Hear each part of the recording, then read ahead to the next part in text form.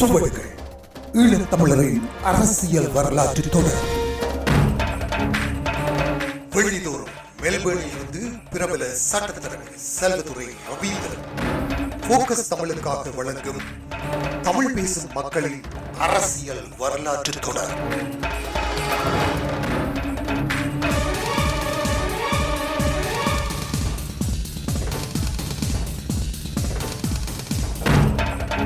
நேயர்களின் பங்களிப்புடன் ஒரு புலமைசார் அரசியல் அரங்கம்.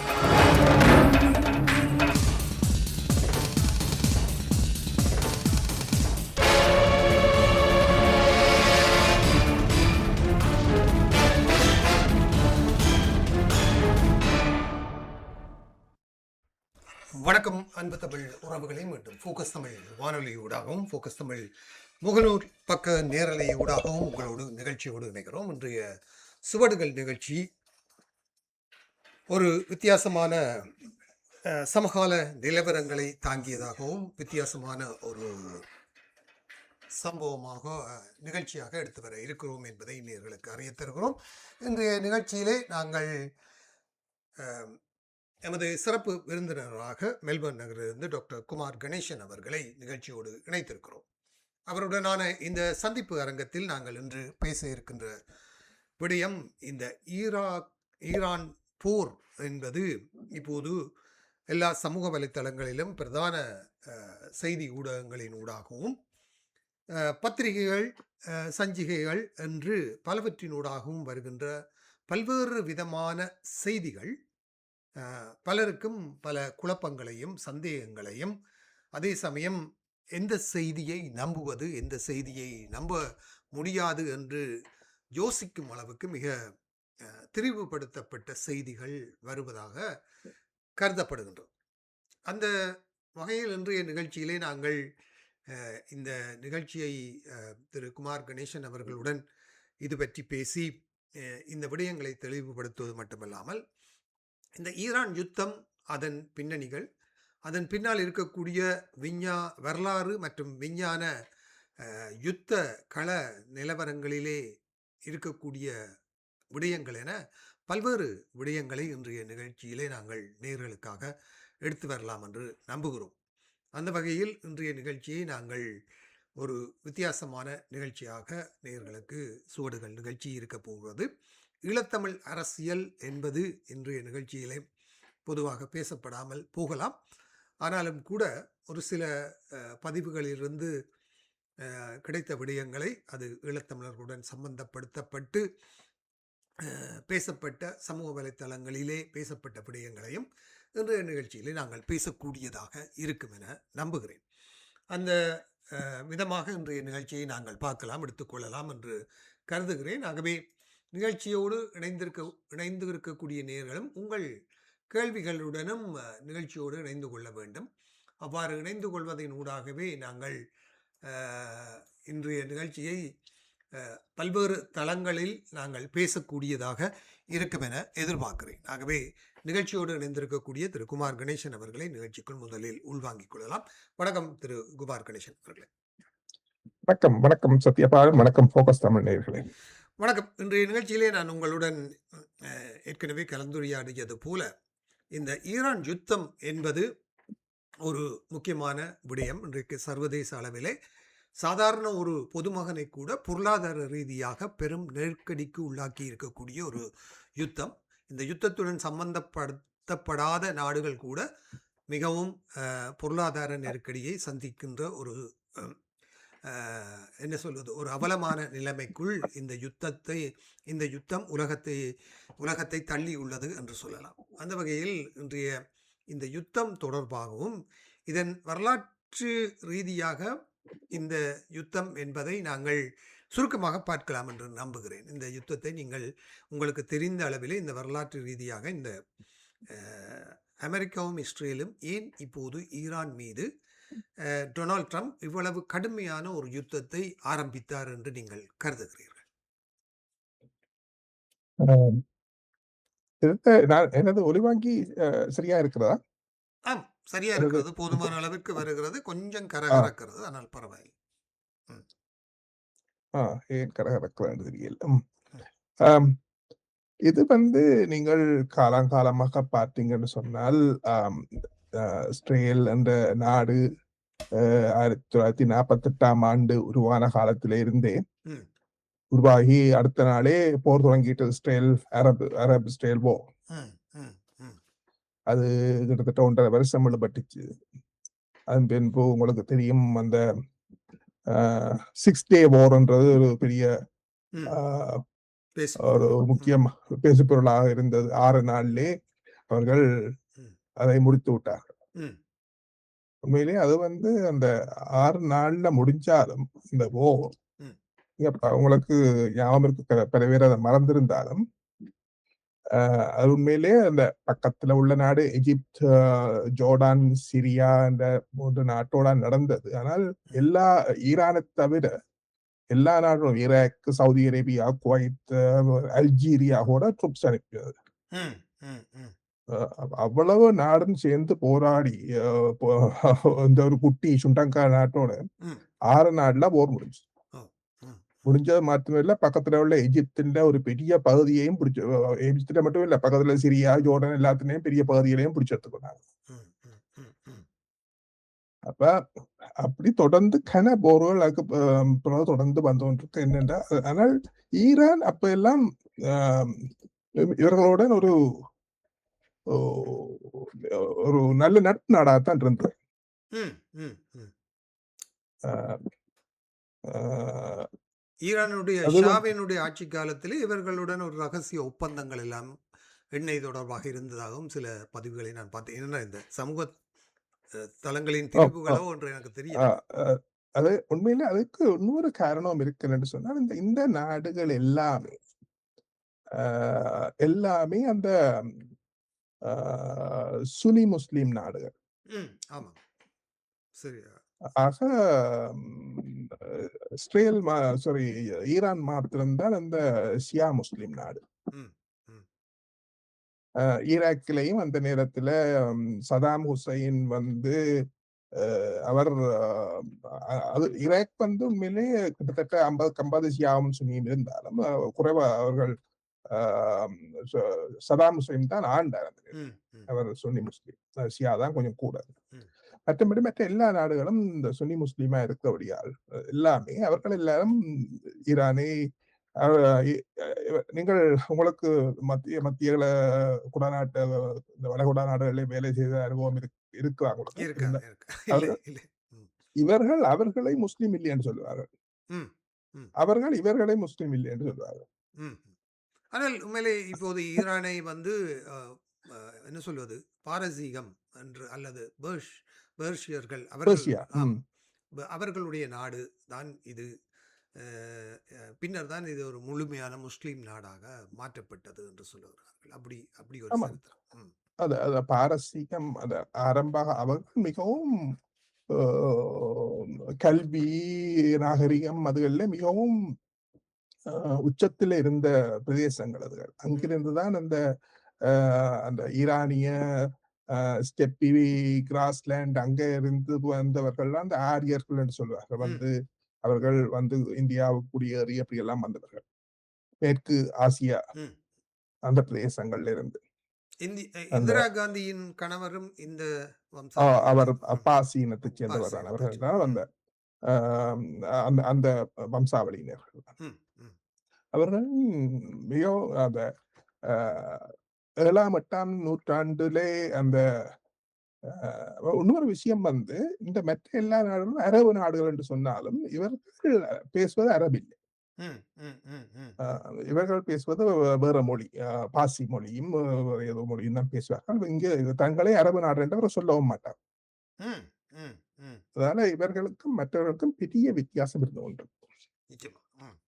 அ அதனால அந்த 7, 8ஆம் நூற்றாண்டிலே அ இஸ்லாம் உருவாகி, அது பின்பு அந்த புரொஃபெட் முஹம்மத் அவரின் அ இறப்பு என்று சொன்னால் அவர்கள் எதுவும் கோவிக்கிறது தெரியாது. இறப்பு தான். அதுக்கு பின்பு அது 2ஆக உடையுது. சுனி, முஸ்லிம் அது 2ஆ ஒன்று வந்து அவர்கள் பரம்பரை அவற்ற பரம்பரை தான் அந்த அந்த தலைவரா வரணும் என்று சொல்லி ஒரு குருவும் இல்லை அது நாங்கள் வழக்கம் போல அந்த எல்லாரும் சேர்ந்து ஜனநாயக முறைப்படி தெரிவு செய்தவர் வரணும் என்று அடிபாட்டுக்கெல்லாம் இப்படி ரெண்டும் பிரியுது. ம். ம். ம். இப்படி பிரிஞ்சு அவர்கள் இருக்கிறார்கள். அவர்கள் மிகவும் உங்களுக்கு தெரியும், அவர்கள் கல்வி அறிவுகளில் எல்லாம் மிகவும் அந்த வளைகுடா நாடுகளிலே மிகவும் உயர்ந்த நிலையில் இருந்தவர். இப்பவும் இருக்கிறார்கள். அவர்கள் சில பல்கலைக்கழகங்கள் முதல் 200லே உலக தரம் வாய்ந்த பல்கலைக்கழகங்கள்ல இருக்கு. ம்ஹ்ம். ம்ஹ்ம். இந்தியாவில இருந்து கூட ஒன்றுமில்லை முதல் 200க்குள்ள. மிகவும் நல்ல தொழில்நுட்பங்கள் இதெல்லாம் வளர்ந்திருக்கிறார்கள். நான் இன்றைக்கு பார்த்தேன் 76ஆம் ஆண்டு ஈழ நாட்டு பேப்பர்ன்ற ஸ்கிரீன்ஷாட் ஒன்று பார்த்தேன் எங்கேயோ. அமெரிக்காவின் போர்க்கப்பல்கள் ஈரானை நோக்கி விரைந்து கொண்டிருக்கின்றது என்று ஒரு தலைப்புச் செய்தி. ஆம், என்றால் பார்த்திருக்கிறேன் உங்கள் கிட்டத்தட்ட பதிவு. ம். ம். ம்.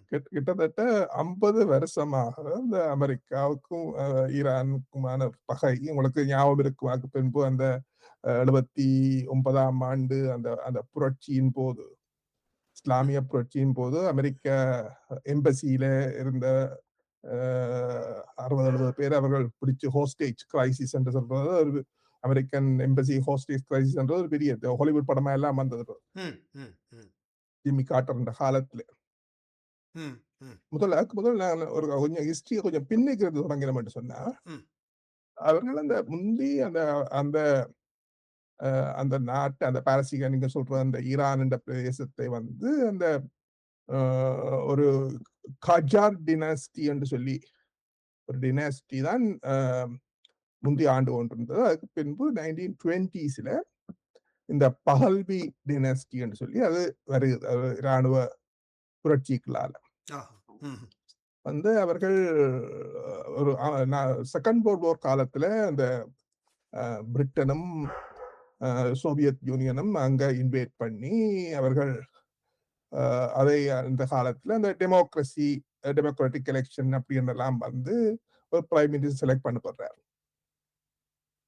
அவர் அவர் இந்த காலத்துல அவர் அந்த அப்பதான் அந்த ஓயில் இதுகள் எல்லாம் பெரிய கண்டுபிடிக்கப்பட்டு இதெல்லாம் நடந்த காலத்துல அப்ப அவர்கள் அதில் எல்லாத்தையும் நேஷனலைஸ் பண்ணி எல்லாம் செய்யல அமெரிக்கா பிரிட்டனுக்கு கோபம் வந்துட்டு அவர்கள் சிஐஏ பிரிட்டிஷ் இன்டெலிஜென்ஸ் எல்லாம் சேர்ந்து அந்த கவர்மெண்ட் அக்கவுண்ட் போட்டு திரும்ப அந்த மன்னர் ஆட்சிக்கு திரும்ப அந்த ஷாவினுடைய ஆட்சி. ஷா பகல்வி டினாஸ்டிக்கு அவர்கிட்ட கையளிக்கிறாங்க அந்த ஆட்சியை. ம். ம்.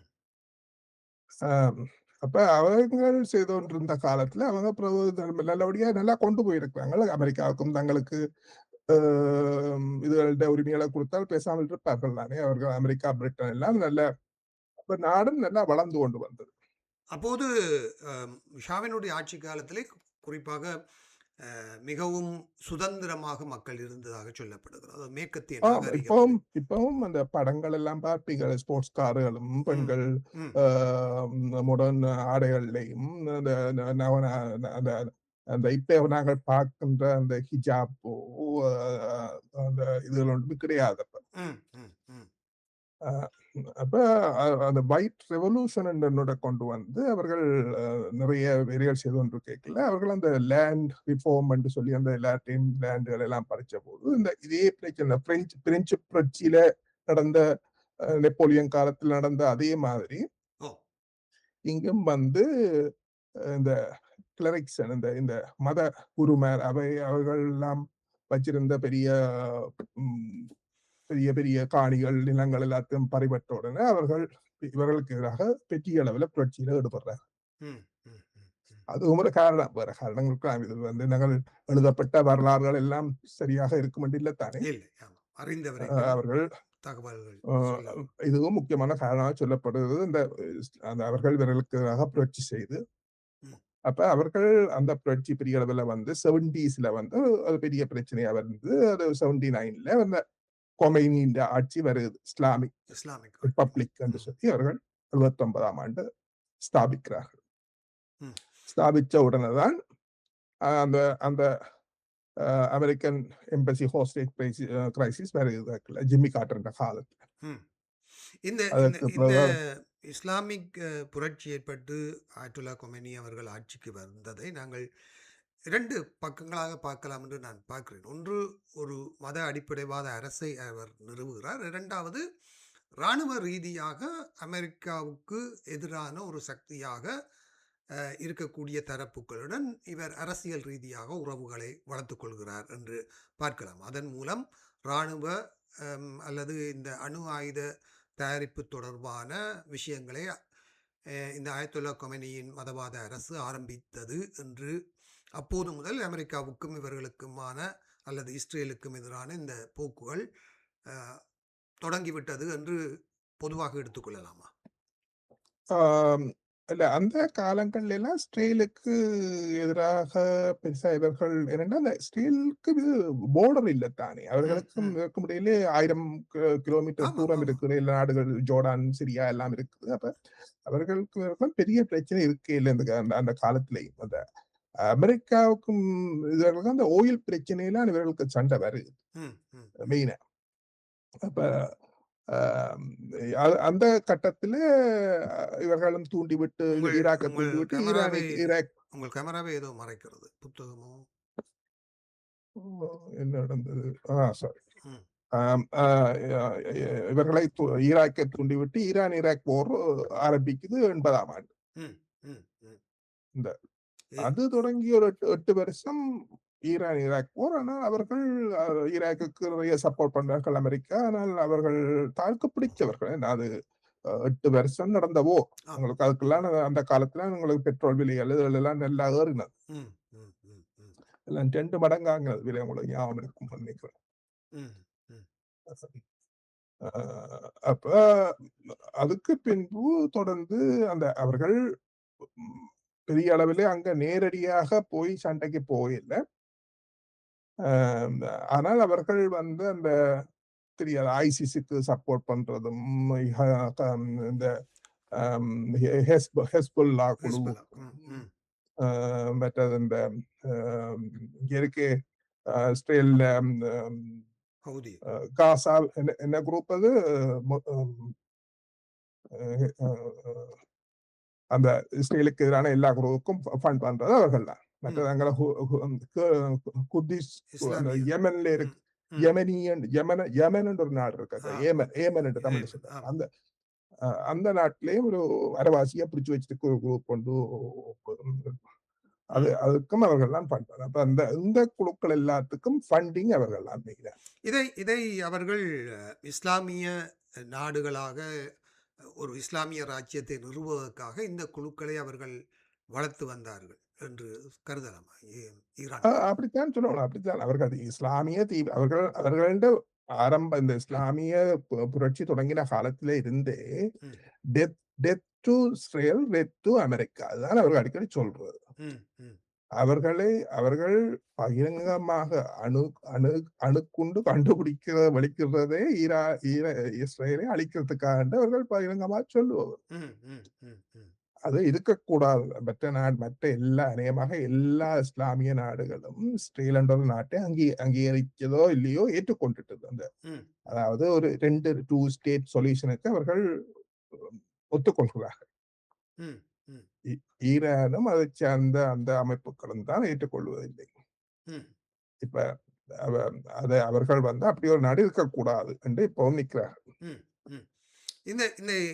இந்த இஸ்லாமிய அடிப்படை மதவாதத்தை ஆயத்துல்லா கொமைனி வந்து ஒரு மிக கடுமையாக ஈரானிலே அமுல்படுத்தினார் என்று சொல்கிறார். அதாவது பெண்களுக்கு கல்வி வாய்ப்பு மறுக்கப்பட்டது, அவர்கள் எல்லோரும் ஹிஜாப் அணிய வேண்டும், அப்படி ஹிஜாப் அணிய மறுப்பவர்களுக்கும் மரண தண்டனை என்ற அளவிற்கு அங்கு கடுமையாக அதை அமுல்படுத்துகிறார்கள். பெண்களுக்கு கல்வி அறிவு மறுக்கப்பட்டது அது ஆப்கானிஸ்தான்ல நடந்தது. ஆனால் ஈரான்ல அப்படியான குற்றச்சாட்டு இல்லை. ஆக அந்த அவர்களுக்கான சுதந்திரம், அவர்களது இஸ்லாமிய குர்ஆன்ல என்ன சொல்லி இருக்கோ அதான் அவர்கள் வந்து முழுக்க கேட்க அண்மையிலே இன்னொரு தமிழ் சமூக வலைத்தளத்திலே பேசும்போது கனடாவிலிருந்து ராதா மனோகர் என்று நம்புகிறேன் ஒருவர் ம். பேசும்போது அவர் குறிப்பிட்டார், அங்கு பெண்களுக்கான கல்வி முழுமையாக மறுக்கப்படுகிறது. அவர்கள் பிள்ளை பெறும் இயந்திரமாகத்தான் பயன்படுத்தப்பட்டார்கள். கடுமையான, அதாவது ஒரு குறிப்பிட்ட வயதுக்கு மேல் அவர்கள் படிக்க முடியாது. மற்றும் இந்த கலைகள் எதுவும், அதாவது இசையோ நாடகமோ கலைகள் எதுவும் அங்கு இஸ்லாம் என்பது மட்டும்தான் அவர்கள் படிக்க வேண்டும். உங்களுக்கு நேரம் இருக்கும்போது குர்ஆனைத்தான் வாசிக்க வேண்டும். ஏனைய இசைகள் போன்றவற்றை ஈராக்கிலே பயன்படுத்த முடியும். ஆனால் நான் 80களிலே எல்லாம் ஈராக்கிய திரைப்படங்கள் எல்லாம் சர்வதேச விருதுகளுக்காக கூட பரிந்துரைக்கப்பட்ட திரைப்படங்கள் எல்லாம் வெளிவந்ததை பார்த்திருக்கிறேன். அப்படியானால் அங்கு உண்மை நிலவரம் எப்படி இருந்தது என்று?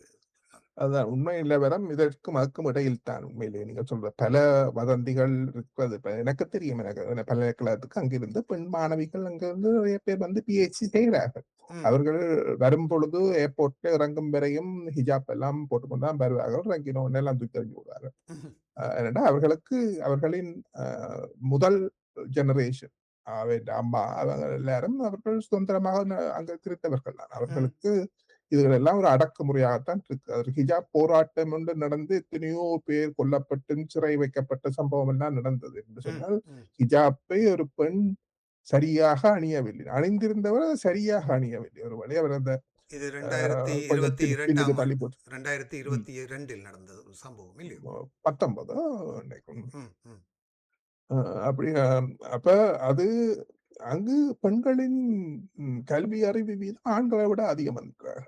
ம்ஹும், ம்ஹும், ம், ம், ம், ம். அப்ப அந்த நாங்கள் அம் ஆனா ஒரே ஒரு பிரச்சனை என்னன்னு சொன்னால், இவர்கள் இந்த இந்த தீவிரவாத இந்த குழுக்களுக்கெல்லாம் ஆயுதம் கொடுப்பதும், அதை வளர்த்து விடுவதும், அங்கே உள்ள அ இத பிரச்சனைகளை தீவூட்டி வளர்த்துக் கொண்டிருக்கிறார்கள் என்ற குற்றச்சாட்டு தான் பெரிய விஷயம்.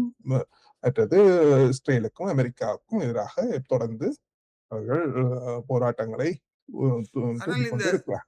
மத அடிப்படைவாத அரசுக்கு எதிராக ஜனநாயக அரசு தேவை என்று போராடிய ஆயிரக்கணக்கான அல்ல லட்சக்கணக்கான ஈரானியர்கள் இந்த அரசாங்கத்தால் கொல்லப்பட்டதாக சொல்லப்படுது. நான் நினைக்கிறேன் அண்மை காலமாக கூட 3-4 அப்ரைசிங் நடந்திருக்கிறது. இந்த ம், வருஷமுமே நடந்தது. ம், பல ம், பேர் கொல்லப்பட்டார்ன்னு சொல்றாங்க. இந்த வருஷம் நடந்த ஆரம்பத்தில் நடந்த போராட்டங்கள் எல்லாம் என்னன்னு சொன்னால், ம், அவர்கள் அந்த 79ஆம் ஆண்டு அந்த இஸ்லாமிய புரட்சிக்கு பின்பு பல கட்டங்களாக அந்த அமைப்பை வச்சிருக்கிறார்கள். அந்த இனி இப்படி அ ஒரு புரட்சி வந்துடக்கூடாதுன்றதுக்காக. ம், ம், அப்ப அந்த என்னதான் அங்க ஒரு ஒரு டெமோக்ராட்டிக்காக அங்க வந்து ஒரு பிரசிடென்ட் இருப்பார். ம், ம், ஆனா ஜுடிஷரி இருக்குது. ம், பார்லிமென்ட் இருக்குது. அத விட ஒரு கார்டியன் கவுன்சில் என்ற 16 பேரோ, 18 பேர் கொண்ட ஒரு குழு இருக்குது. ம், அத விட ஆர்ம் ஃபோர்ஸஸ் என்று சொல்லியிருக்கல. ஆர்ம் ஃபோர்ஸஸ்க்குள்ள வந்து ஆர்மி, போலீஸ், அந்த இஸ்லாமிக் ரிப்பப்ளிக் அந்த அ ம். அந்த இராணுவம். ம், காட் ம், காட் என்ன ஐ ஐ IRGC ன்னு சொல்றது. ம், இஸ்லாமிக் ரிப்பப்ளிக் காட் கார்ப்ஸ் ன்னு சொல்றது. ம், மிலிட்டரி போலீஸ் அந்த இதுகள் எல்லாமே இருந்தாலும், இவ்வளவுத்துக்கும் இந்த சுப்ரீம் லீடர் என்று சொல்ற அந்த அயத்துல்லா, ம், அதுதான் அந்த அவர்களின் அந்த அயத்துல்லான்ற அந்த பதவி. ம், ம். அந்த அவர் தான் எல்லாருக்கும் அவர் அவர் இன்றி ஒரு அணுவும் அசையாது. அசையாது. ஆமா, ஆமா. அந்த ம், அந்த எலக்ஷன் அதில் கூட அவர்கள் ரிக் பண்ணித்தான் தங்களை விருப்பமானவர். 2 ரிஃபார்மிஸ்டும் இருக்கிறார்கள். ஏன்னா இது ம், அது ஒரு 2000, 3000 வருஷத்துக்கு மேலே அவர்களுக்கு வரலாறு இருக்குது. கல்வி அறிவு எல்லாம் கூடிய ஒரு நாடு. அப்ப அதுக்குள்ள அவர்கள் நாங்கள் ஒரு மேற்கத்திய நாடுகள் மாரி ஒரு டெமோக்ராட்டிக் இதுக்கு போக வேணும் என்று சொல்லிக் கொண்டிருக்கிற ரிஃபார்மிஸ்டும் இருக்கிறார்கள். ம், ம், ம். அ ஒரு இதையும் வச்சுக்கொண்டு அதையும் இப்ப மற்ற சவுதி அரேபியா அதெல்லாம் இருக்குத்தானே. சவுதியெல்லாம் அது அநேகமாக எல்லா இஸ்லாமிக் நாடுகளும் எல்லாம் மொனார்க்கி தான். அங்க ஒரு டெமோக்ரஸியும் கிடையாது இஸ்லாமிய நாடுகள். ஆ. அம் ஆக இந்தியால பங்களாதேஷ், பாகிஸ்தான் இந்த பக்கங்கள்ல தான் ஓரளவு. டெமோக்ராட்டிக்கலி எலெக்டட் ம், எலெக்டட் ம், கண்ட்ரி ஓரளவு பேரளவுக்காவது இருக்கு. ம், ம்.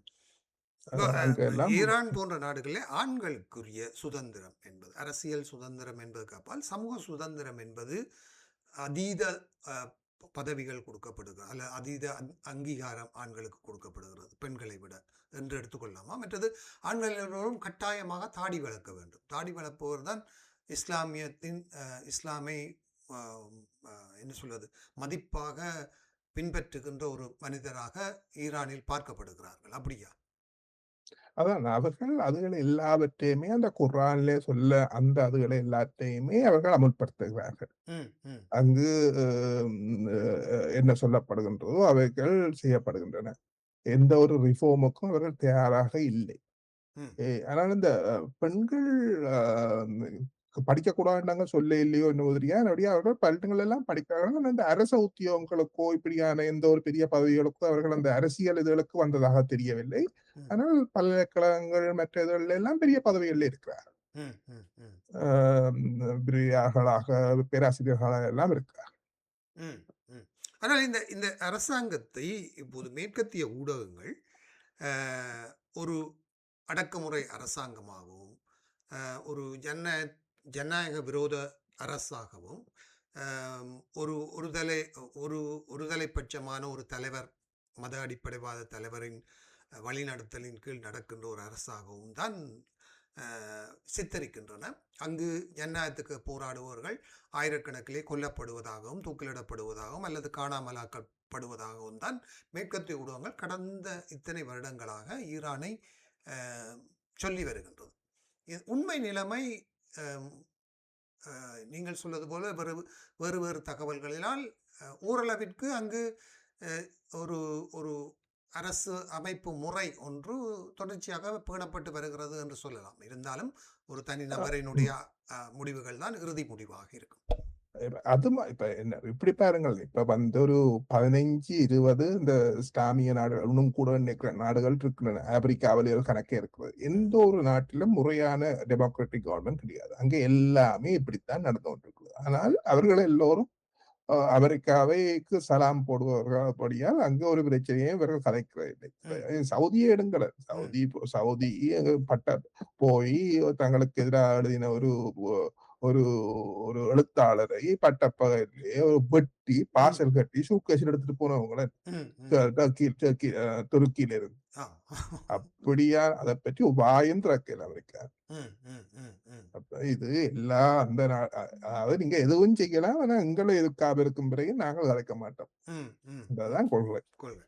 சரி, நாங்கள் இப்போது இந்த யுத்தம் வந்து அஹ், பாலஸ்தீன என்ற விடயத்துக்கு எதிராக நெத்தன்யாகு அவர்கள் தொடர்ச்சியாக இந்த என்ன அக்டோபர் அக்டோபரா கடைசியாக நடந்த இஸ்ரேலுக்கு எதிரான தாக்குதலுக்கு பின்னர் இந்த பாலஸ்தீனத்துக்கு எதிரான தாக்குதல்கள் ஹமாஸுக்கு எதிரான மிக முக்கியமான ஒரு யுத்தத்தை நெத்தன்யாகு முன்னெடுத்தார். அதன் அடிப்படையிலே பேர்ந்து பார்த்தால் அந்த யுத்தம் விரிவடைந்து வந்து இப்போது ஈரானினுடைய அணுசக்தி திட்டத்தை இல்லாமல் செய்வது என்று இப்போது ஒரு 3-4 மாதங்களுக்கு முன்னர் அந்த அணுசக்தி நிலையம் தயாரிக்கப்படுகிற இடம் என்று சொல்லப்படுகிற இடத்தின் மீது ஒரு பாரிய குண்டு தாக்குதலை மேற்கொண்டார்.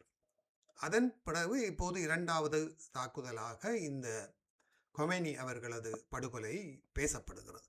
ஆகவே இஸ்ரேலுக்கும் ஈரானுக்கும் இடையிலான இந்த முரண்பாட்டை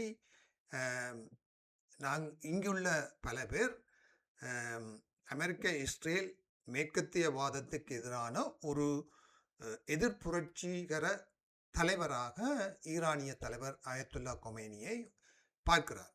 அதாவது இவர் ஒரு என்ன சொல்வது, ஏகாதிபத்தியத்துக்கு எதிரான தலைவர். இது எந்த அளவு தூரம் இந்த இந்த இந்த கன்செப்டை எம்மவர்கள் எப்படி உள்வாங்கிக் கொள்கிறார்கள் என்று கேட்டால் நீங்கள் எப்படி சொல்லுவீர்கள்? எனது பார்வை எப்படி என்று சொன்னால், அவர்கள் இப்ப இஸ்ரேல பார்த்தீங்கன்னு சொன்னா, ஒரு சின்ன ஒரு சுண்டங்காய் நாடு. அதோட சைஸ் வந்து நான் நினைக்கிறேன் யாழ்ப்பாணம் மாவட்டத்து சைஸ் தான் இருக்கும். ம், ம், அ நான் சரியா அந்த ஏரியா பார்க்கையில. அ ஆம், ஆனால் அதை சுத்தி பக்கத்துல எகிப்து இருக்கு, ஒரு பக்கத்துல சவுதி அரேபியா இருக்கு, ஒரு பக்கத்துல ஜோர்டான், சிரியா எல்லாம் லெபனான் சொல்லி சுத்தி வர அரபு நாடு. இந்த நாடு எல்லாத்தோடையுமே எத்தனையோ போர் வந்தாலும் இன்றைக்கும் சமாதான ஒப்பந்தம் செய்து அவர்கள் எல்லாம் மிகவும் பிரச்சனை இல்லாமல் இருக்கிறார்கள். ஒரு பிரச்சனையும் இல்லை அவர்களுடன். உலகத்துக்கும் ஒரு பிடிச்ச தண்ட நாட்டை விட 2 மடங்கு பெரிதான அந்த செனாய் பெனின்சுலாண்ட அதை திருப்பியே எகிப்து தான் கொடுத்தது இஸ்ரேல் என்று சொன்னால் அவர்கள் அதை தந்தால் நாங்கள் உங்களை அங்கீகரிக்கிறோம் என்று சொன்னதுக்கா. ம், ம், ம், ம், ம், ம். 70ஆம் ஆண்டு அந்த அந்த 6 டே போர்ல புடிச்சது. பிறகு 76ஆம் ஆண்டு அத திருப்பி குடுத்து சைன் பண்ணி இன்றைக்கு அவர்கள் பிரச்சனை இல்லாமல் இருக்கிறார். ம். இவர்களுக்கு இப்ப அங்க உள்ள பிரச்சனை இந்த இந்த இஸ்ரேலை ஒழிச்சே தீருவேன் என்று நிற்கிற ஈரானை என்ன செய்கிறது? அதை அவர்கள் வழிக்கு கொண்டு வர வேண்டும். ம். மற்றது அவர்கள் அந்த பழைய நான் அந்த அவர்களின் பழைய ஓரலை பற்றி எல்லாம் நிறைய வாசித்திருக்கிறேன். அவர்களின் அந்த புலனாய்வு அமைப்புன்றது மொசாட். ம். மொசாட்டை விட அவர்கள் வேறையும் ம், வச்சிருக்காங்க. ம், ம். அதெல்லாம் மிகவும் பலம் வாய்ந்தது. அதுதான் அவர்களின் பலம். ம், ம், ம். அப்ப அவர்கள் பக்கத்திலே இல்லாத எங்கேயோ தூரம் 1000 கிலோ 1200 கிலோமீட்டர் தூரம் உள்ள ஒரு நாட்ல போய் அதை அடிக்கிறார்கள் என்று சொன்னால், அவர்கள் நிச்சயமாக ஏதோ ஒரு காரணத்துக்காகத்தான் அதை செய்திருப்பார்கள். நான் நம்புறேன் அவர்கள் அ அணுக்குண்டு தயாரிக்கிற கடைசி கட்டத்திலே அவர்கள் இருக்கிறார்கள் என்று சொன்ன முழு தகவல் அவர்களுக்கு வந்திருக்க வேண்டும் என்று தான் நான் நினைக்கிறேன். ம், ம். அதுதான் முக்கியமான காரணமா இருக்கலாம். இல்லாட்டி இவ்வளவு பக்கத்துல எத்தனையோ இஸ்லாமிய நாடுகள் எல்லாம் இருக்கு. அவர்களுடன் ஒன்றுமே சண்டை இல்லாமல் எங்கேயோ இருக்கிற ஒரு நாட்டோட போய் அவர்கள் அடிக்கிறதுக்கு இது ஒரு காரணமா தான் இருக்கலாம் என்று நான் பெர்சனலா நினைக்கிறேன். ம்ஹ்ம். இந்த ஹமாஸ் ஏண்டா நீங்க நீங்க இஸ்ரேலுக்கு பாம்பு ம். பாம்பு கொத்துறதுக்கு முக்கியமான காரணம் பயம் என்று சொல்றாங்க. ஆமா. அது தற்பாதுகாப்புக்கான இவர்களும் அது ஹமாஸ் தனக்கு தரப்பினர் இஸ்ரேல் மீது அ அ தாக்குதல் நடத்தி நூற்றுக்கணக்கானவர்களை பயண கைதிகளாக ஆக்கிய பின்னர் ஒரு பாரிய தாக்குதலை இஸ்ரேல் பலஸ்தீனியருக்கு எதிராக கிட்டத்தட்ட மேற்கு கரை சரி அவர்கள் இருந்த இடங்கள் எல்லாவற்றையுமே அம், கட்டிட மேற்கு கரையில பெருசா செய்யல. இந்த இந்த கட்டட காசா காசா ஸ்ட்ரிப் ஸ்ட்ரிப்ல ஒரு ஒரு கட்டிட குவியலாக அந்த இடத்தை மாற்றி விட்டு அது ஓய்ந்து கொண்டு வருகின்ற ஒரு கால அதாவது ஒரு தீர்வோ அல்லது ஒரு ஒப்பந்தத்துக்கு வருகிற உடன்பாடுகள் எல்லாம் ஏற்பட்டு விட்டதாக அமெரிக்காவிலிருந்து ட்ரம்ப் அவர்கள் நிறைய அறிக்கைகள் எல்லாம் விட்டு கொண்டிருந்த போது திடீரென ஈரான் மீது இந்த தாக்குதலை மேற்கொள்கிறார். அப்போது பேசப்பட்ட மிக முக்கியமான ஒரு விடயம் தான் இப்போது பேசுபொருளாக இருக்கிறதா நான் பார்க்கிறேன். அதாவது இஸ்ரேலும் அமெரிக்காவும் சேர்ந்து ஈரானை தாக்கினால் ஈரானுடைய ஆயுத பலம் இந்த ட்ரோன்கள் ஏவுகணைகள் என்ற ஒரு விடயத்தை தான் எல்லோரும் பெரிதாக சொன்னார். இந்த இந்த விடயத்தை நீங்கள் பார்க்குறீங்க. ஈரானில் இருக்கக்கூடிய ட்ரோன்கள் ஏவுகணைகள் என்ற ஆயுத பலமும் இஸ்ரேலினுடைய அமெரிக்காவினுடைய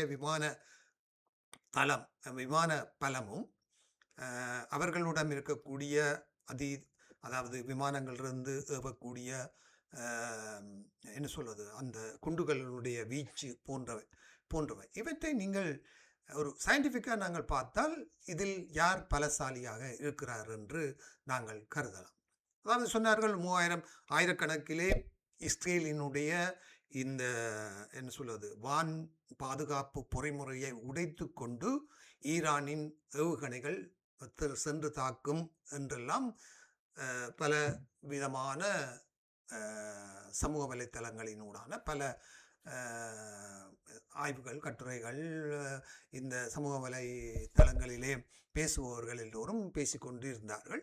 ஆனால் யுத்தத்திலே அவ்வளவு தூரம் இந்த விடயத்தை காண முடியவில்லை. இது கொஞ்சம் வித்தியாசமாக தெரிகிறது போன்றிருக்கிறது. ஒவ்வொன்றாக பார்ப்போம். இந்த நேரத்திலே ஏன் இப்ப நீங்க சொன்னீங்க இப்ப 2-3 வருஷமாக காசா போர் நடந்துட்டு இருக்குல்ல, என்னத்துக்கு இப்ப என்று ஈரானை அடிக்கவிட்டார்கள் என்று சொல்லி பார்த்தீங்கன்னு சொன்னா அந்த அவர்கள் 2 விஷயம். ஒன்று அந்த 1500 பேரு கிட்ட இஸ்ரேல்ல ஒரே நாள்ல அவர்கள் கொன்றது. அதுக்கு முழுக்க ஆயுதங்கள் கொடுத்தது, இன்டெலிஜென்ஸ் கொடுத்தது எல்லாம் ஈரான் தான் என்று சொல்லி அவர்கள் முற்றாக நம்புகிறார்கள். 2வது விஷயம் ஈரான் அணுக்குண்டு தயாரிப்பு அதை அழிக்க வேண்டும் என்று சொன்னால் இப்பதான் தக்க தருணம் என்றால் ரஷ்யா அங்க இப்ப கொஞ்சம் உக்ரைனோட பெரிய அடிபாட்டில் இருக்கக்கூடிய அவர்கள் தங்களோட ஆயுதங்களையோ இதுகளையோ பெரிய அளவில் இந்த பக்கம் திருப்புறதுக்கு அவர்களுக்கு இப்ப முடியாத கட்டம். அப்ப அவர்கள் அந்த சந்தர்ப்பத்தை தவறவிடக்கூடாதுன்னு எச்சரிக்கிறார்கள் என்று நான் நினைக்கிறேன். ம், ம், மற்றது அவன் இன்றைக்கு ஒரு இராணுவ ஆய்வாளர் என்று சொல்லிக் கொண்டிருக்கிறவர் யூடியூப்ல சொல்லிக் கொண்டிருந்தார். அவர்களுடைய பெரிய விமானப்படை இருக்குது. ரஷ்யாவுக்கெல்லாம் விமானம் கொடுக்கிறார்கள். ம், அவர்கள்ட்ட ஒரு விமானமும் இல்ல, விமானப்படையும் இல்ல. எல்லாம் சாம்பலா போயிட்டுது. அங்க ஒன்றும் இல்ல ஈரான்ல. ம்.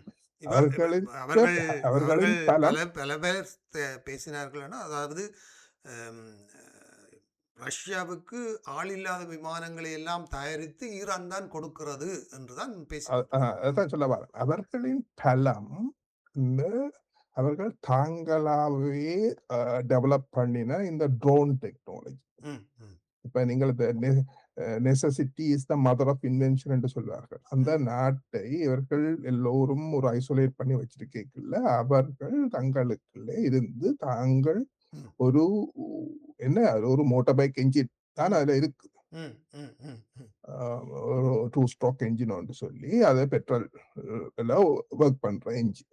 ம், அது அது செலவழிக்கிறதுக்கு $1000 $2000 அப்படித்தான் செலவாகும்.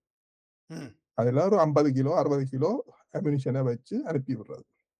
இப்ப ம், நீங்கள் அப்படியான ஒரு ட்ரோனு சுட்டு விழுறதுக்கு $1,000,000 ஏவுகணை தேவை. ம், ம். அப்ப அவர்கள் ஆயிரக்கணக்கான ட்ரோன் செய்யலாம் அந்த காசுக்கு. அப்ப ஒரு 100 ட்ரோன்ஸ ஒன்றா அனுப்பினார். அந்த எங்க ஊர்ல இந்த ம். பறவைகள் வந்து கூட்டமா வருமே, ஓ, ஓ, ஓ.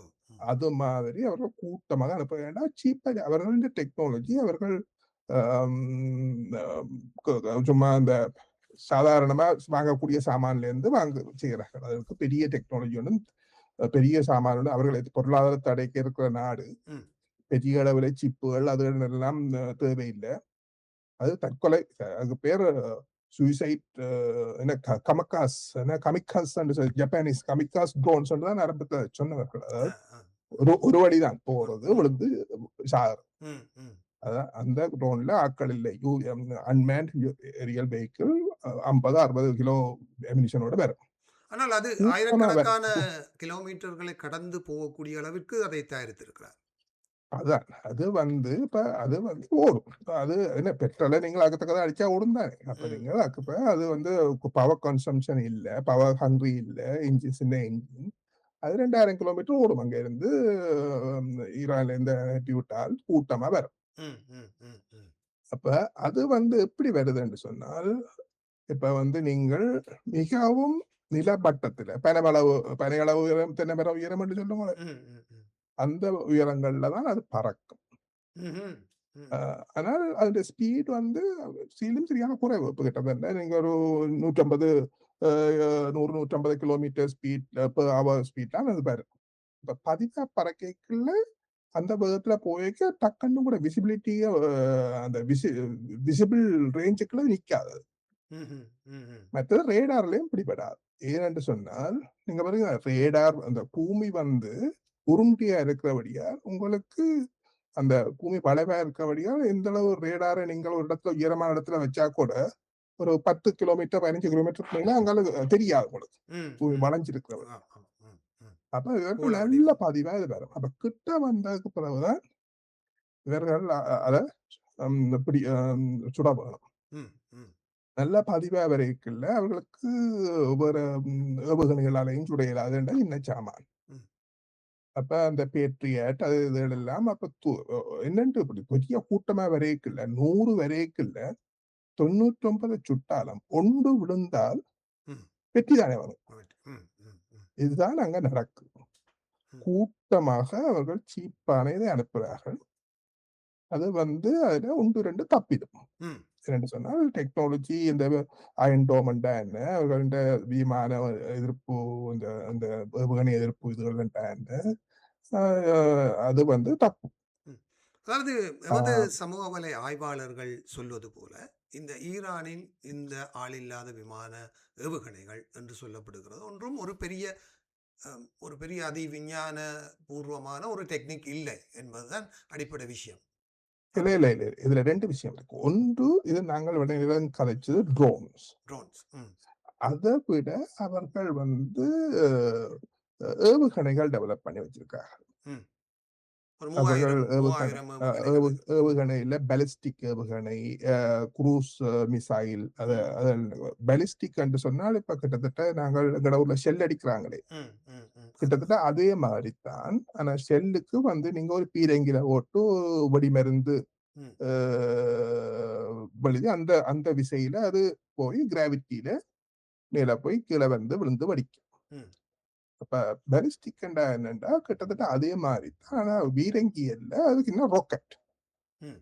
அது ஒரு வேகமா அத தள்ளிவிடும். அது போய் மேல போய் எங்கட அட்மாஸ்பியருக்கு வெளியில போய், அது டிராவல் பண்ணி கன தூரம் போகும். போயிட்டு பிறகு அந்த இடத்துக்கு வந்து வந்து விழும். அத பிறகு அத கைட் பண்றதுக்கான சில சிஸ்டங்கள் எல்லாம் வச்சிருக்காங்க. ம். ம். ம். இப்ப இந்த இதுவும் அவர்கள் நல்லா டெவலப் பண்ணி வச்சிருக்கார்கள். அவர்கள்ட பலமே அதுதான். அவர்கள்ட்ட விமானப்படை கிடையாது. ஃபைட்டர்ஸ் செய்யாது. எல்லாமே இல்லாம போயிட்டு அவர்கள்ட்ட. இருந்திருக்கும் 1, 2 எல்லாம் போயிட்டுது. மீண்டும் உங்கள் கேமரா எ மறைக்கிறது. ம். அ அ அப்ப அவர்கள் பலமே இதுதான். ட்ரோன் அண்ட் இந்த இந்த மிசைல்ஸ். மிசைல்ஸ். இத விட அவர்கள் சொல்லிக் கொண்டிருக்கிறது என்னன்னு சொன்னால், எங்கள்ட்ட கிரவுண்ட் இத விட பெரிய சாமான் இருக்குது. இன்னும் நாங்கள் அடிக்கலைன்னு மிரட்டிக் கொண்டிருக்கிறார்கள். அந்த கதை எவ்வளவு தூரம் உண்மையா தெரியாது. ஆ. அவர்கள் இத விட பெரிய சாமான்லாம் வச்சிருக்கோம். ம். உங்களுக்கு இனித்தான் இருக்குது. நாங்கள் உங்களோட அ இந்த ஆன்டி மிசைல் டெக்னாலஜி எல்லாம் எக்ஸாஸ்ட் ஆகும் வரையும் பார்த்துக் கொண்டிருக்கிறோம் ம். என்று மிரட்டிக் கொண்டே இருக்கிறார்கள் வாயால. ம். ம். உண்மையாகவும் இருக்கலாம். உண்மையில் பொய்யா அத பத்தி உண்மையில் எங்களுக்கு இதுவரை தெரியாது. அவ்வாறான ஒரு பலம் மிக்க ஒரு ஆயுதத்தை ஈரான் பயன்படுத்தவில்லை. மிசைல்ஸை இல்ல, தவிர்த்து. அந்த இல்லை, பாலிஸ்டிக் இல்லை, இல்லை. மிசைல்ஸை ஆனால் தவிர்த்து. அவர்களோட பாலிஸ்டிக் மிசைல்கள் வந்து விழுந்திருக்குது. வந்து ம். போன குவைத். வருஷம், ம். போன ஜூன்ல வந்து டெல் அவீவ்ல பெரிய சேதம் ஏற்படுத்தினது.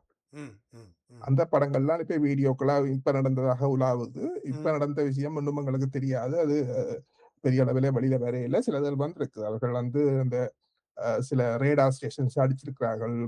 சரியான அக்யூரேட்டா. ம். ம். அ அப்ப அது ரேடாரோட இதுதானே முக்கியமான கண்கள். அந்த அந்த ரேடார் அடிச்ச உடனே அது ம். அவர்களுக்கு பிரச்சனையா இருக்கு. ஆனா 1, 2 இல்லையா எல்லா இடமும் வச்சிருப்பார்கள். ஆனா எ அவ அந்த இதுவரை இந்த ஹிஸ்டரிய நாங்கள் பார்த்த அளவில இருந்து ம்.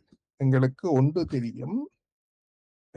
இஸ்ரேலின் புலனாய்வு வந்து ஈரான்ட்ட என்னென்ன இருக்குது என்ற விஷயம் அவர்களுக்கு நல்லா தெரியும். ம். ம். அதைத்தான் நிச்சயமா. புரிகிறது. என்னன்னு ம். சொன்னால், பாருங்கள் அந்த முன்பு என்ன சுலைமானி என்ற ஒருவரை அ ம். ஜோர்டான்லயோ எங்கேயோ வச்சு அடிச்சார்கள். ம். ம். ம். ம். அது மாதிரி அதுதான் அவருடைய இன்டெலிஜென்ட் சீஃப். ம். அவர் பெரிய அளவில வெளியில தெரியாத ஒரு ஆள். ஆ. அவர் எங்க போறேன், எங்க வேண்டாம் ஒருத்தருக்கும் தெரியாது. பேசப்படாத ஒரு ஆள். அது மாதிரி அ சுப்ரீம் லீடர் என்றால், அவருக்கு எவ்வளவு பாதுகாப்பு இருக்கும். ம். ம். ம். ம். ம். அது அவருக்கு அது அடுத்த உண்மையிலே அந்த செகண்ட் அவர்கள தாக்குதல் ஒரு ஒரு என்ன சொல்ல ராணுவ புலனாய்வு இதிலே ஒரு பெரிய ஒரு மைல்கல்லான ஒரு தாக்குதலாகத்தான் அது பார்க்கிறோம். கற்பனை பண்ணி கூட ம். இப்ப நீங்கள் ம். அது மட்டும் இல்ல. அவர்கள் சொல்றாங்க, எங்களுக்கு அவரை கொல்ல முடியும் ம். ம். என்று இவர்கள் சொல்லி அங்க கொண்டா ஏழுமண்டா செய்து கொண்டு அவர்களும் சவால் விட்ட சம்பவம் எல்லாம் பகிரங்க வழியில் நடந்தது. ம். ம். அப்ப அவர்கள் மற்றது இவர்கள் உண்மையிலேயே யூ யூதர்களும் அ அரேபியர்களும், இஸ்லாமியர்களும் கிட்டத்தட்ட ஒரே அந்த அண்ணன், தம்பி அந்த அதிலிருந்து அப்ராமிக் ஃபேமிலியில இருந்து வந்தவர்கள் தானே. ம். ம். அவர்கள் எல்லோருமே பெரிய அளவிலே வித்தியாசம் இருக்க மாட்டார்கள். நீங்கள் இஸ்ரேலுக்கு போனீங்கன்னா தெரியும். அங்கு கருப்பினத்தவர்களும் இருப்பார்கள். இந்தியர்கள் இருக்கிறார்கள். யூதர்கள் ம். அதாவது அவர்கள் தாங்கள் யூதர்கள் 1000 வருஷத்துக்கு முதல் யூத பரம்பரையிலிருந்து வந்த என்று சொன்னால் சரி, அங்க போய் இருக்கலாம் கூடிய. ம். இந்தியாவிலிருந்து 70,000க்கும் மேற்பட்ட ஆட்களை கடந்த 10, 15 வருஷத்துல கொண்டே குடியேற்றினவர்கள் அங்கு. ம். ம். ம். அ ம். இந்தியாவிலே அவர்களை பரதேசி யூதர்கள் என்று சொல்வார்கள். அதாவது நாடோடிகளாக இருந்தவர்கள். ஆ. கேரளாவிலே எல்லாம் அவர்களுக்கு கோயில் இருந்தது. அவர்கள் சினாகோக் என்று சொல்வார்கள் கேரளாவிலே. ம். அவர்களுக்கான அந்த கோயில் எல்லாம் இருந்தது. இப்ப எல்லாம் அவர்கள் எல்லாம் போய் அங்க குடியேறிட்டார்கள். இந்த கோயில் எல்லாம் இப்ப மூடியிருப்பார்கள் நினைக்கிறேன். ம். அ அங்கு அவர்கள் வந்து அ ஈரான்ல எல்லா அந்த ஒரு ஏதோ கானி என்ற ஒரு ஆள பற்றின்னு சொல்றார்கள். தளபதி முக்கியமான ஒரு தளபதி. ம். பக்கத்துல அ இவர்களோட இருந்தவர் குண்டு விடுறதுக்கு கொஞ்ச நேரத்துக்கு முதல் அவர் வெளியில போயிட்டாருன்னு சொல்லி. ஆ. ஆ. ம். அ அது எவ்வளவு தூரம் உண்மை என்று அவர் எங்கேன்னு தெரியாது ஒருத்தருக்கும். ஒரு தடவை அத பற்றி பிறகு அவர் எங்கேன்னு தெரியாது. ம், ம், அதேபோல அந்த இவற்றை இப்ப அப்பாயிண்ட் பண்ணப்பட்டிருக்கின்ற மொஸ்தபா இல்ல மொஸ்தபா கமைனி என்று நினைக்கிறேன். அவற்றை மகன். ம். அவரும் அன்றைக்கு பெரிய மற்ற அளவில காயப்பட்டிருக்கிறார். மறைக்கிறது. ம். அ சரி. இப்போ அ சரி. அவரும் காயப்பட்டிருக்கிறார். ஆம். அந்த ஆனா அவர் சில வேளை இறந்திருக்கலாம் என்றும் ஒரு கதை உலாவுது. ம், ம். இப்போ நேற்று ஒரு அறிக்கை நேற்றோ விட்டதா? இன்றைக்கு அவற்ற அ ஸ்பீச்ச முதல் ஒலிபரப்பி இருக்கிறார்கள். ஆனால் அவற்ற முகமும் இல்லை, அவர் வாசிக்கவும் இல்லை. வேறு ஒரு ஆள் தான் அவற்றை பேச்சை வாசித்திருக்கின்றார். ம், ம், அதுக்கு அவர் காரணம் சொல்லியிருக்கிறார். அவர்கள் அன்றைய தாக்குதல்ல அவர் காயப்பட்டிருக்கிறார் என்று அவர்கள் சொல்லியிருக்கார் உத்தியோகபூர்வமாக. ம், ம், ம், ம். அப்ப அப்ப ஒருவேளை அந்த அவர்தான் அந்த அ புரட்சிகர படையை நடத்தினவர், அவர்தான் அத கண்ட்ரோல்ல வச்சிருந்தவர்.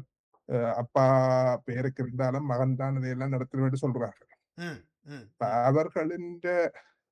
அவர்களை கட்டுப்பாட்டுக்குள் வைத்ததற்காக ஒருவேளை அவர் இருப்பதாக யாராவது இருந்து கொண்டு வேறு யாரை நடத்துகிறார்களா என்று சந்தேகமும் இருக்குது. ம். உண்மை. அல்லது அவர் காயங்கள் ஹாஸ்பிட்டல்ல இருந்து வரவும் கூடும். ம், ம். அதாவது தெரியாது. நீங்கள் ஒரு ம், ஒரு ம். பதிவிட்டிருந்தீர்கள். அதாவது தற்காலிகமாக பேசுவதற்கு ஒருவர் தேவை என்பதற்காக ஒரு ஒரு தலைவரை தேர்ந்தெடுத்துக்கிறார்கள். இது கொஞ்ச காலத்துக்கு நீடிக்கும் என்பது போல பதிவிட்டிருந்தீங்க. அதாவது அமெரிக்கா மீண்டும் இப்போது ஈரானுடன் பேச வேண்டும் என்று நினைக்குமா? அல்லது இஸ்ரேலும் அதை சம்மதிக்குமா என்ற ஒரு அ நிலைமை இருக்கிறது அல்லவா? அதை இப்ப சமயம் ஈரான் இப் கூட இப் தான் இப்போது 3 அம்சமாக ஒரு கோரிக்கை வைத்திருப்பதாக சொல்லுகிறார்கள். அதாவது அந்த நஷ்டஈடுகள் தர வேண்டும். தங்கட பக்கத்து நாடுகள்ல அமெரிக்க தளங்கள் ஒண்ணும் இருக்கக்கூடாது. இருக்கக்கூடாது. அ ஏற்பட்ட எங்களுக்கு நஷ்டங்கள் இவ்வளவு செய்த அழிவுகளுக்கு நஷ்டஈடு தர வேணும். ஆ, ஆமா. இப்படி வேறையும் ஏதோ ஒன்று சொல்லியிருக்காங்க. ம், ஆனால் பாருங்கள், ஈரான் வந்து எவ்வளவோ தூரத்திலே இருக்குது.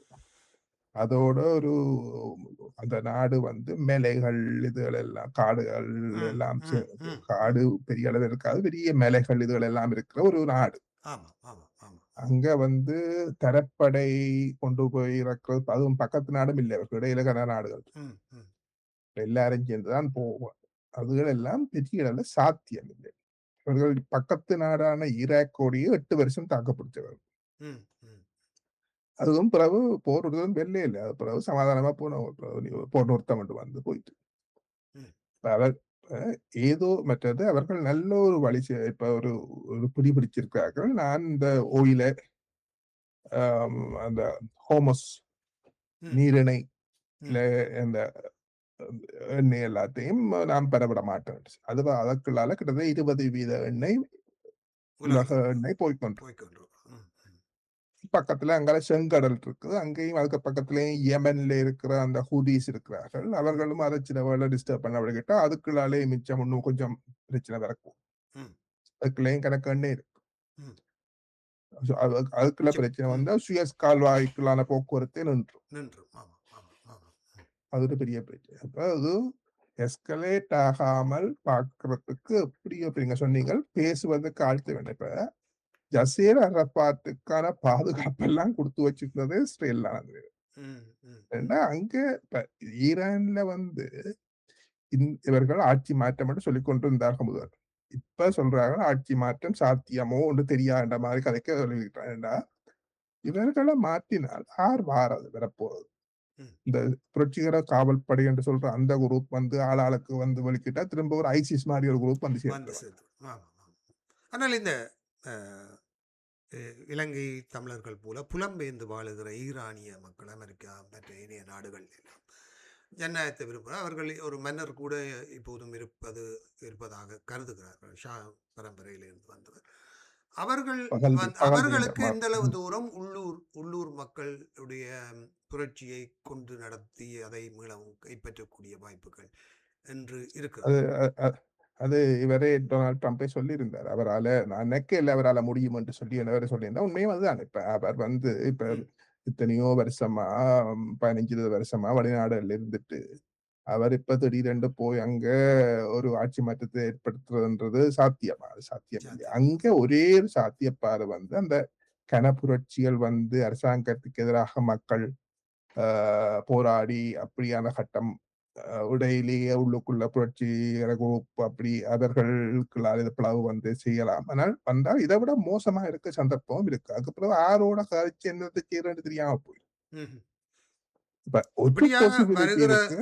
அப்படியாக வருகிற ஒரு அரசு வந்து ஒரு பலமிக்க அரசாக இருப்பதற்கான சாத்தியங்கள் குறைவா இருக்கும் உடனே இப்போது வராது உடனே உடனே வரும். வராது. அது ஏனென்றால் இப்போது காலப்போக்குல இப்படியே இருந்து இதிலே ஒரு 2 பின்புலமாக இருக்கிற ரஷ்யா, சீனாவினுடைய இன்ட்ரெஸ்ட். ஈரானுடைய எண்ணெய் வளம் தொடர்பாக அவர்களுக்கு இருக்கக்கூடிய இன்ட்ரெஸ்ட். ஆனால் இவ்வளவு ஒரு கடுமையான தாக்குதல்கள் எல்லாம் நடைபெற்ற போதும் ரஷ்யாவும், சீனாவும் இந்த விடயத்திலே பெரிதாக தங்களது கவனத்தை செலுத்தி இதை நிறுத்துவதற்கான விஷயங்களை பார்க்கும்போது அவர்கள் மீண்டும் ஐக்கிய நாடுகள் சபையிலே சென்று ஒரு ஒரு சமாதான சர்வதேச உடன்படிக்கை என்ற ரீதியில் தான் பேசிக்கொண்டிருப்பது போல தெரிகிறது. ஏன் ஆனால் எமது தமிழ் சமூக தலைத்தளங்களிலே ரஷ்யாவும் சீனாவும் என விமானங்களில் இரவாக வந்து ஆயுதங்களை இறக்குகிறார்கள் என்றெல்லாம் சமூக வலைத்தளங்களிலே அப்படியே அடிச்சு விட்டு கொண்டிருக்கிறார்கள். எது உண்மை? என்ன நடக்கிறது என்று நீங்கள் கருதுகிறீர்கள்? நாங்கள் பார்த்ததுல பார்க்கல ஈரான் வந்து எல்லாமே தாங்கள்லாம் தயாரிக்கிறார்கள். உள்ளூர் தயாரிப்பு தான் எல்லாமே. அவர்கள தொழில்நுட்பங்கள் கொடுத்திருக்க கூடும் அவர்கள்.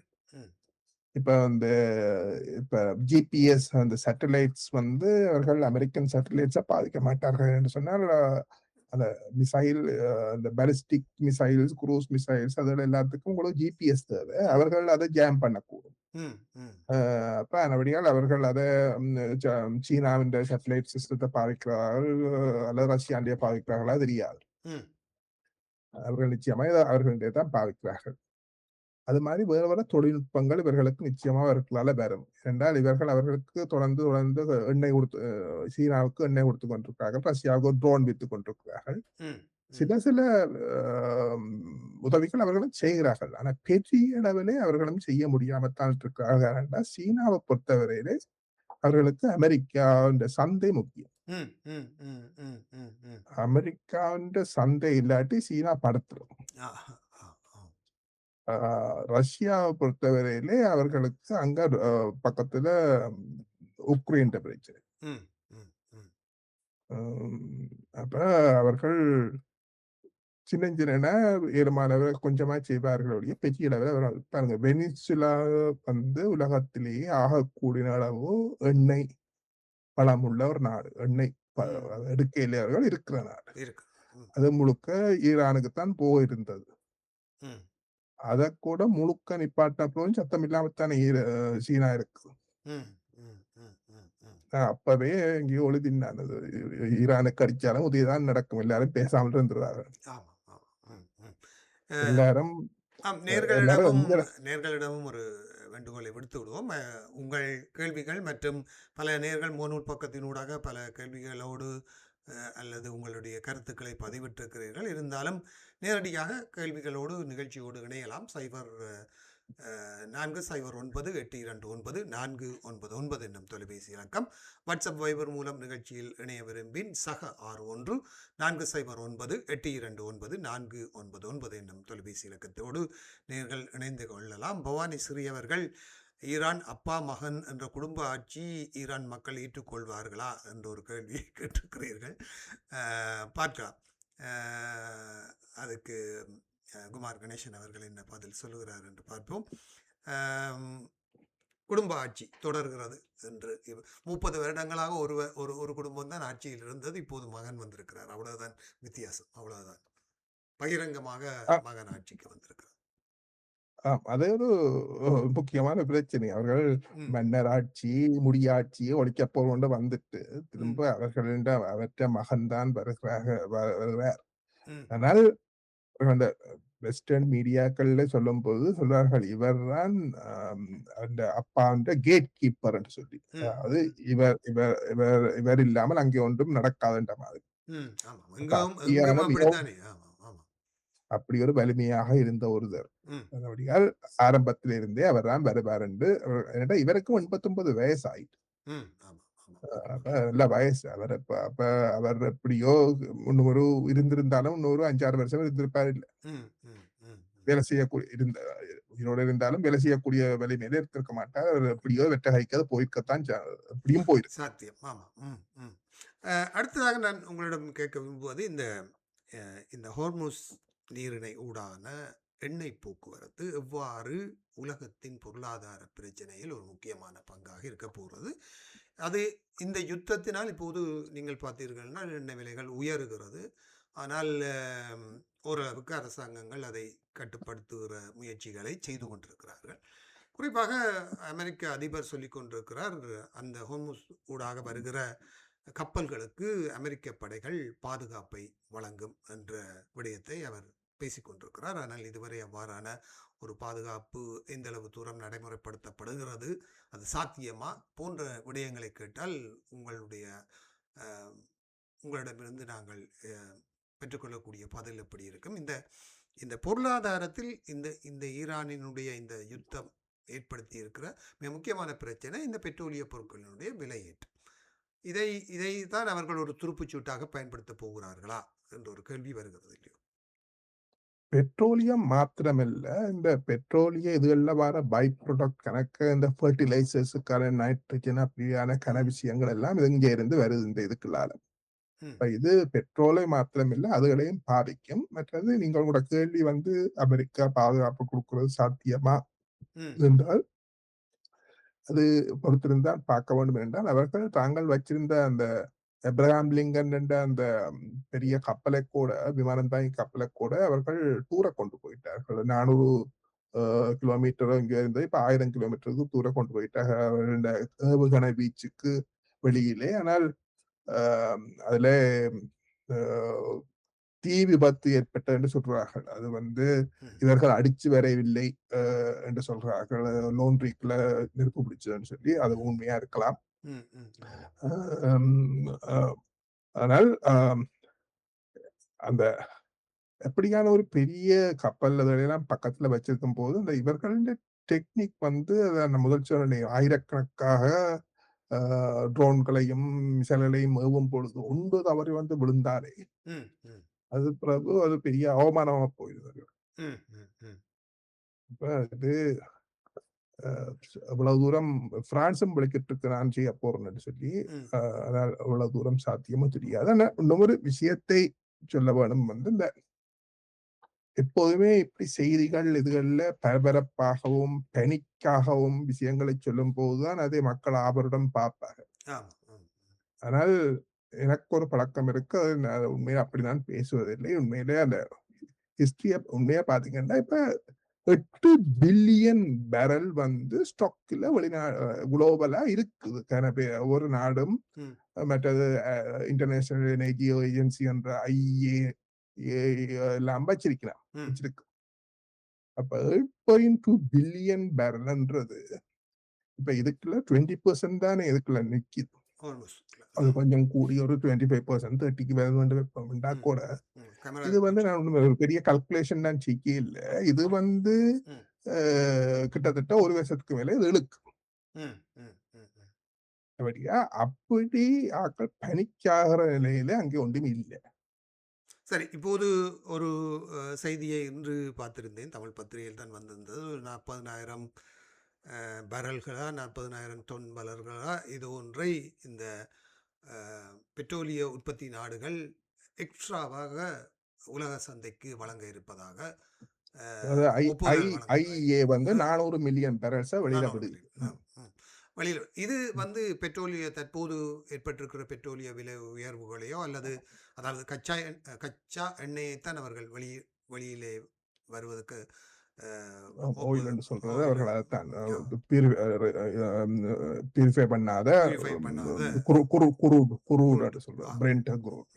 அதைத்தான் வெளியிலே விட இருக்கிறார்கள். இது தற்போது ஏற்பட்டிருக்கக்கூடிய இந்த பெட்ரோலிய விலைகளில் தாக்கத்தை ஏற்படுத்தி விலை குறைப்புக்கு ஒரு சாத்தியம் இருக்கிறது என்று கருதலாமா?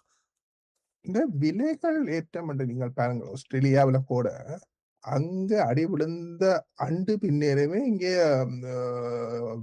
40 சென்ட்ஸ் கூட்டினாங்க இங்க மெல்பர்ன்ல. ஆம், ஆம். சிட்னில அடுத்தடுத்த நாள் கூட்டினாங்க. ம், உண்மையிலேயே அந்த ஆயில் எல்லாம் இங்க இருந்த ஆயில் தானே. ம், ம். ஆமாம். அங்க இருந்து வந்தது. இல்லத்தான். அப்ப அது என்னன்னு சொன்னா, இந்த சந்தர்ப்பத்த பாவிச்சு இந்த வியாபாரிகள் செய்றது. ம், ம். இப்ப அங்க பரவவிருக்கின்றனையும் இந்த 400 விட்டாலும் அங்க குறைக்க மாட்டாங்க. இது உண்மையிலே இதெல்லாம் மாஃபியா. ஆமா, ஆமா, ஆமா. உண்மையான பற்றாக்குறை கிடையாது.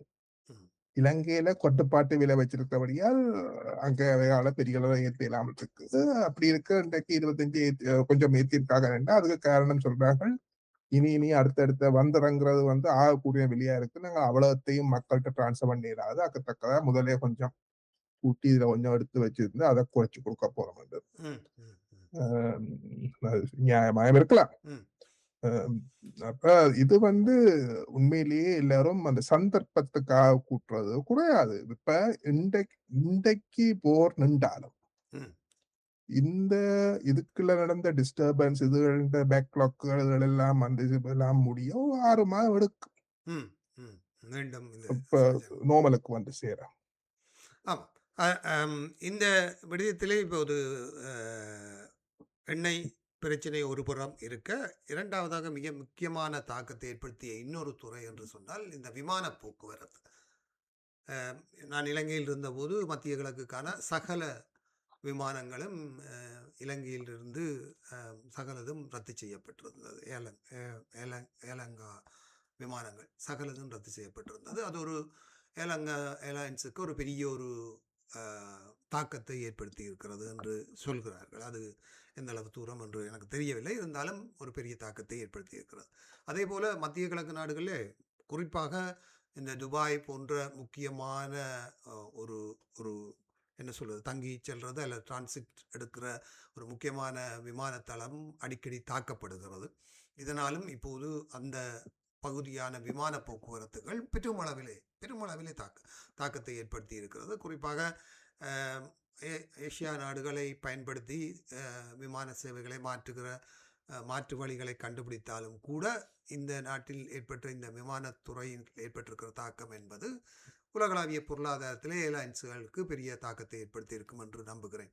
உங்களுடைய பார்வையில் உங்களால் கருதக்கூடிய தாக்கங்கள் என்னவாக இருக்கும் என்று நீங்கள் சொல்லுகிறீங்க?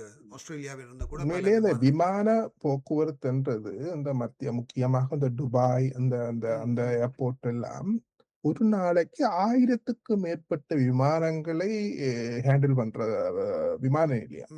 நீங்கள்லாம் இன்றைக்கு கட்டுரை எங்கேயோ பாலச்சந்திரனோ அவற்ற கெட்டி பாலச்சந்திரன் கட்டுரை எங்கேயோ போட்டிருந்தது நினைக்கிறேன். 1200 ஃபிளைட்டுகளால ஒரு நாளைக்கு போய் நம்ப முடியலையே அந்த நம்பரை பார்க்க.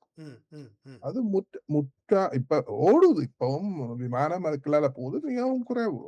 100க்குள்ளதான் ஒரு நாளைக்கு இப்ப போகுதுன்னு நினைக்கிறேன். சரியான குறைத்துட்டார்கள். மற்ற நாடுகளையும் நான் இந்த ஃபிளைட் கணக்குகளால பார்க்கிறேன். விமானங்கள் ஓடுது மிகவும் குறைவு. என்ன என்று நண்பர்கள் துபாயில இருந்து டொரண்டோவுக்கு டிராவல் பண்ணியிருக்கிறார். நேற்று முந்தின படங்கள் எல்லாம் போட்டிருந்தார் Facebookல. அவர் அந்த அந்த அந்த பகுதியை தவிர்த்து அவர்கள் அந்த ஆப்கானிஸ்தான், ரஷ்யா அந்த பகுதியால சுத்தி கொண்டு வட துருவத்துக்குள்ளால போய் அப்படி போகிறார்கள் கனடா. அந்த பகுதியை தவிர்த்தா சரிதானே அந்த ஏர்ஸ்பேஸ். அதனால அந்த ஏர்போர்ட் பாதுகாப்பா இருக்கணும். அதனால ஏர்போர்ட்டுகளுக்கு எல்லாம் இப்ப இங்கே முகநூல்கள் யூடியூபர்ஸ் எல்லாம் சொல்ற மாதிரி அங்க ஒன்றும் ஏர்போர்ட்டுகளுக்கு எல்லாம் பெருசா ஆடிவிடையுது. அவர்கள் அந்த தளங்களுக்கு அதுவும் 100 வந்தால் நான் சிலரிடம் கதைச்சும் இருக்கிறேன். அங்க இருக்க பாரின்ல ஒரு நண்பர் இருக்கிறார். அங்க எந்த நேரமும் வெடி சத்தம் வெடி என்று கேட்கல. எங்களுக்கு போர் காலத்துல இருந்த நாங்க இலங்கையில நீங்கள பிரித்திருக்கீங்க. பெரிய சத்தங்கள் எல்லாம் கேட்கும். பார்த்தா பெருசா பறவை வழியில ஒன்றும் தெரியாது. அது மாதிரிதான் அவர்கள் அங்க ஒன்று வரும். இவர்கள் அந்த ஆன்டி மிசைல் கன்ஸ் அதுல ஒரு 10 அடிப்பார்கள். எல்லா சத்தம் இவர்களுக்கு எதென்று தெரியாதா. அங்க சில பேர் எழுதுகிறார்கள் இந்த பிளாக்ஸ்ல எல்லாம் இங்க எங்களுக்கு ஒரு சத்தம் இல்லையான்னு சில அந்த 9 ப்ராவின்ஸ் இருக்கு யுனைடெட் அமீரகத்துல. அது அந்த என்ன ஷார்ஜா, துபாய், அபுதாபி ம், ம், அது மாரி இன்னும் 6 இருக்கு அங்க. மற்றது பெரிய பாப்புலர் இல்ல. ம். இப்ப இந்த அ அமெரிக்காவின் படைத்தளம் இருக்கிற அந்த இடத்துல தான் அந்த பூர்ஜ் கலிபாவுக்கெல்லாம் அடிபட்டுதுன்னு சொல்லி அந்த படங்கள் எல்லாம் போட்டாங்க. ஆமா. முழுக்க பொய். போய். அப்படி ஒன்றுமே அதுக்கு பூர்ஜ் கலிபாவுக்கு அடி விழவும் இல்ல. அங்க கிட்ட ஒண்ணும் ம், விழவும் இல்ல. ம். அந்த ஃபேக் நியூஸ்கள அ ஒரு அதுதான் அளவு கணக்கு இல்லாம குறிப்பா இந்த கிட்டடியில ஏஐ ஊடாக கிரியேட் பண்ணுகிற அ ப போஸ்ட்டுகள் நிறைய வருகிறது. மக்கள் அவற்றை ம், பார்த்துவிட்டு ரொம்ப அ எக்ஸைட் ஆகுறாங்க. இது இவ்வளவுல அடிக்கிறாங்களா? வானத்தில எல்லாம் அங்கேயும் இங்கேயும் அப்படியே பறந்து கொண்டிருப்பது போல எல்லாம் கிரியேட் பண்ணி அப்படியே ஏஐயால கிரியேட் பண்ணி நிறைய போஸ்ட் பண்ணுகிறாங்க. இது எந்த அளவு தூரம் சமூக வலைத்தளங்களிலே இவற்றை செய்பவர்கள், இவற்றை உருவாக்குபவர்களுடைய இந்த இந்த கிரியேட்டிவிட்டிய பார்க்கிறதா? அல்லது இந்த ஃபேக் நியூஸ்கள எப்படி ஃபில்டர் பண்ணி எடுக்கிறதான்ற ஒரு பிரச்சனை வருது. அதை அதை எப்படி அது இப்ப ம், சில சில நியூஸ்கள் நான் அதை திரும்ப இந்த ChatGPT ட்ட எல்லாம் குடுத்து இத அனலைஸ் பண்ண சொன்னால், ம், அதே தடுமாறுது. அது உண்மையோ பொய்யோன்னு என்னால செய்ய என்ன செய்ய முடியாமல் இருக்குங்க. அவ்வளவு தூரத்துக்கு சிலவங்க செய்கிறாங்க. ம், ம். அ அண்மையில பார்த்தீங்கன்னு சொன்னா, B2 பொம்ம ஒண்ட ட்ரக்ல ஏத்தி கொண்டு போறாங்கள். அது எல்லாம் சில விஷஃபுல் திங்கிங்ன்னு இருக்குதானே அந்த இத விரும்புறவர்கள் அந்த ஆமா. அந்த பக்கத்தை. அவர்கள் எல்லாம் பயந்து புலக ஆமா. ஆங்கிலம் அடைந்திருந்தத ஷேர் பண்ண பார்க்கிறோம். அந்த அந்த ஷேரிங் பார்த்தால் ஆயிரக்கணக்கில போகிறது ஷேரிங் இல்லையா? மிகவும் அ அ அதாவது நீங்கள் ஆச்சரியமா எதை விரும்புகிறீர்களோ, அதை பார்த்த உடனே ஒரு சந்தோஷம். இப்ப இந்த இந்த கிழமையில மட்டும் 5 தடவ நெட்டனியாவு செத்துட்டாராங்க. ஆமா, ஆமா. நான் அது பார்த்த நியூஸ். ம், ம், ம், ம். அதையெல்லாம் பகிர்ந்து கனப்பேர் பகிர்ந்து புலகாங்கிதம் அடைகிறார்கள். ஆமா. அப்படியான அ செய்திகள் மிக அதிகமாக வந்து கொண்டிருக்கிறது. அம் நான் இறுதியான அந்த யூடியூபர்ஸ் பக்கத்துக்கு போவதற்கு முன்னல், அடுத்ததாக நான் இந்த இலங்கையிலே நடைபெற்ற ஈரானிய கப்பல் தாக்குதல் சம்பந்தமாக பல யுத்த ஆய்வுகளை எமது எமது ஆய்வாளர்கள், தமிழ் ஆய்வாளர்கள் செய்து கொண்டிருக்கிறார். அவர்கள் அவர்களுடைய அ அந்த முகநூல் பதிவுகள் அல்லது யூடியூப் பதிவுகளை பார்த்தால், அங்கு சம்பவம் நடந்தபோது அவர்கள் ஒரு மைக்கையோ அல்லது ஒரு கேமராவையோ செட் பண்ணி வைத்துவிட்டு, அதை ஒட்டு கேட்டு சொல்வது போல கதைகளை புனைந்து, யுத்த தந்திரங்கள், அ விடுதலை புலிகள் பாவித்த அ யுத்த நுணுக்கங்களை எல்லாம் அ ஒப்பீடு செய்து, அதையும் இதையும் ஒப்பீடு செய்து எல்லாம் பதிவுகளை இடுகிறார்கள். உங்களுடைய பார்வையிலே இந்த இந்த விடயத்தை இந்த விடயம் முதலாவது நாங்கள் அ இந்த ஈரான் கப்பல் இலங்கையிலே தாக்கப்பட்டது தொடர்பாக உங்களுடைய பார்வையை நான் அறிந்து கொள்ள விரும்புகிறேன். அது எப்படி இருக்கிறது? அதை அந்த விஷயத்தை நாங்கள் நானும் அ அ நானும் அதை கொஞ்சம் இன்ட்ரெஸ்ட் எடுத்து பார்த்து நான் என்ன சொன்னேன், எனக்கும் அது பெரிய மர்மமாக இருந்தது. எங்க இருந்து இந்த கப்பல் 4 நீர்மூழ்கி போர் கப்பல். முடிஞ்சு ம். 4, 5 நாளைக்கு பிறகு இங்க இருந்து வெளிக்கிட்டது என்று பிறகு பார்த்து, நான் தான் வேற யாரும் கண்டுபிடிக்க கூடும். முதல் அது அது இந்த அ விசாகப்பட்டினத்தில நடந்த ஒரு இதுக்கு வந்தது ம். வந்த கப்பல் தான் இது என்று சொல்லி நான் முதல் எழுதினேன். அதுக்கு பிறகு பலரும் அதை எழுதியிருந்தார்கள்.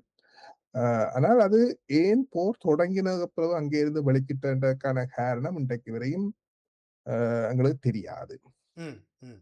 அ அதனால அந்த போர் தொடங்கக்கு முதலே வெளிக்கிட்டு அது அதோட ஸ்பீடுகளும் இந்த பெரிய கப்பலோட ஸ்பீட் பெருசா இல்ல தானே. ஒரு 15 நாட்டிக்கல் மைல் ம். ஹவர் தான் அது டிராவல் பண்ணும். ம். ம். அது உண்மையிலே விசாகப்பட்டினத்திலிருந்து வெளிக்கிட்டாலே இங்கால இலங்கைக்கு கிட்ட இங்க வர 2, 3 நாள் எடுக்கும். ம்ஹ்ம். ம்ஹ்ம்.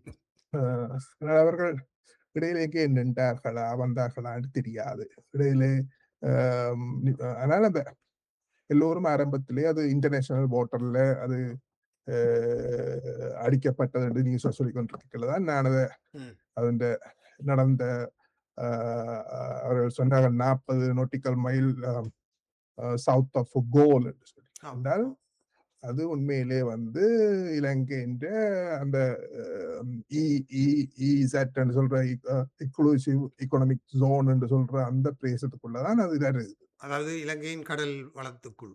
இலங்கையின் கடல் கடல் ம். இலங்கைன்ற அ அந்த வளங்கள் எல்லாம் அவர்களுக்கு பாதிக்கக்கூடிய சட்டங்கள் பாதிக்கக்கூடிய ஒரு பிரதேசம் தான். பிரதேசத்தில். ஆமா. ம். இப்ப ம். அங்க அதெல்லாம் அடிபடுது. அதனால இப்ப உடனே ஒரு எங்களுடைய ஆய்வாளர்களால் சொன்னார் 11 மணித்தியாலம் அவர்கள் காத்துக் கொண்டு நின்றவர்களாம் என்று சொல்லி. ம்.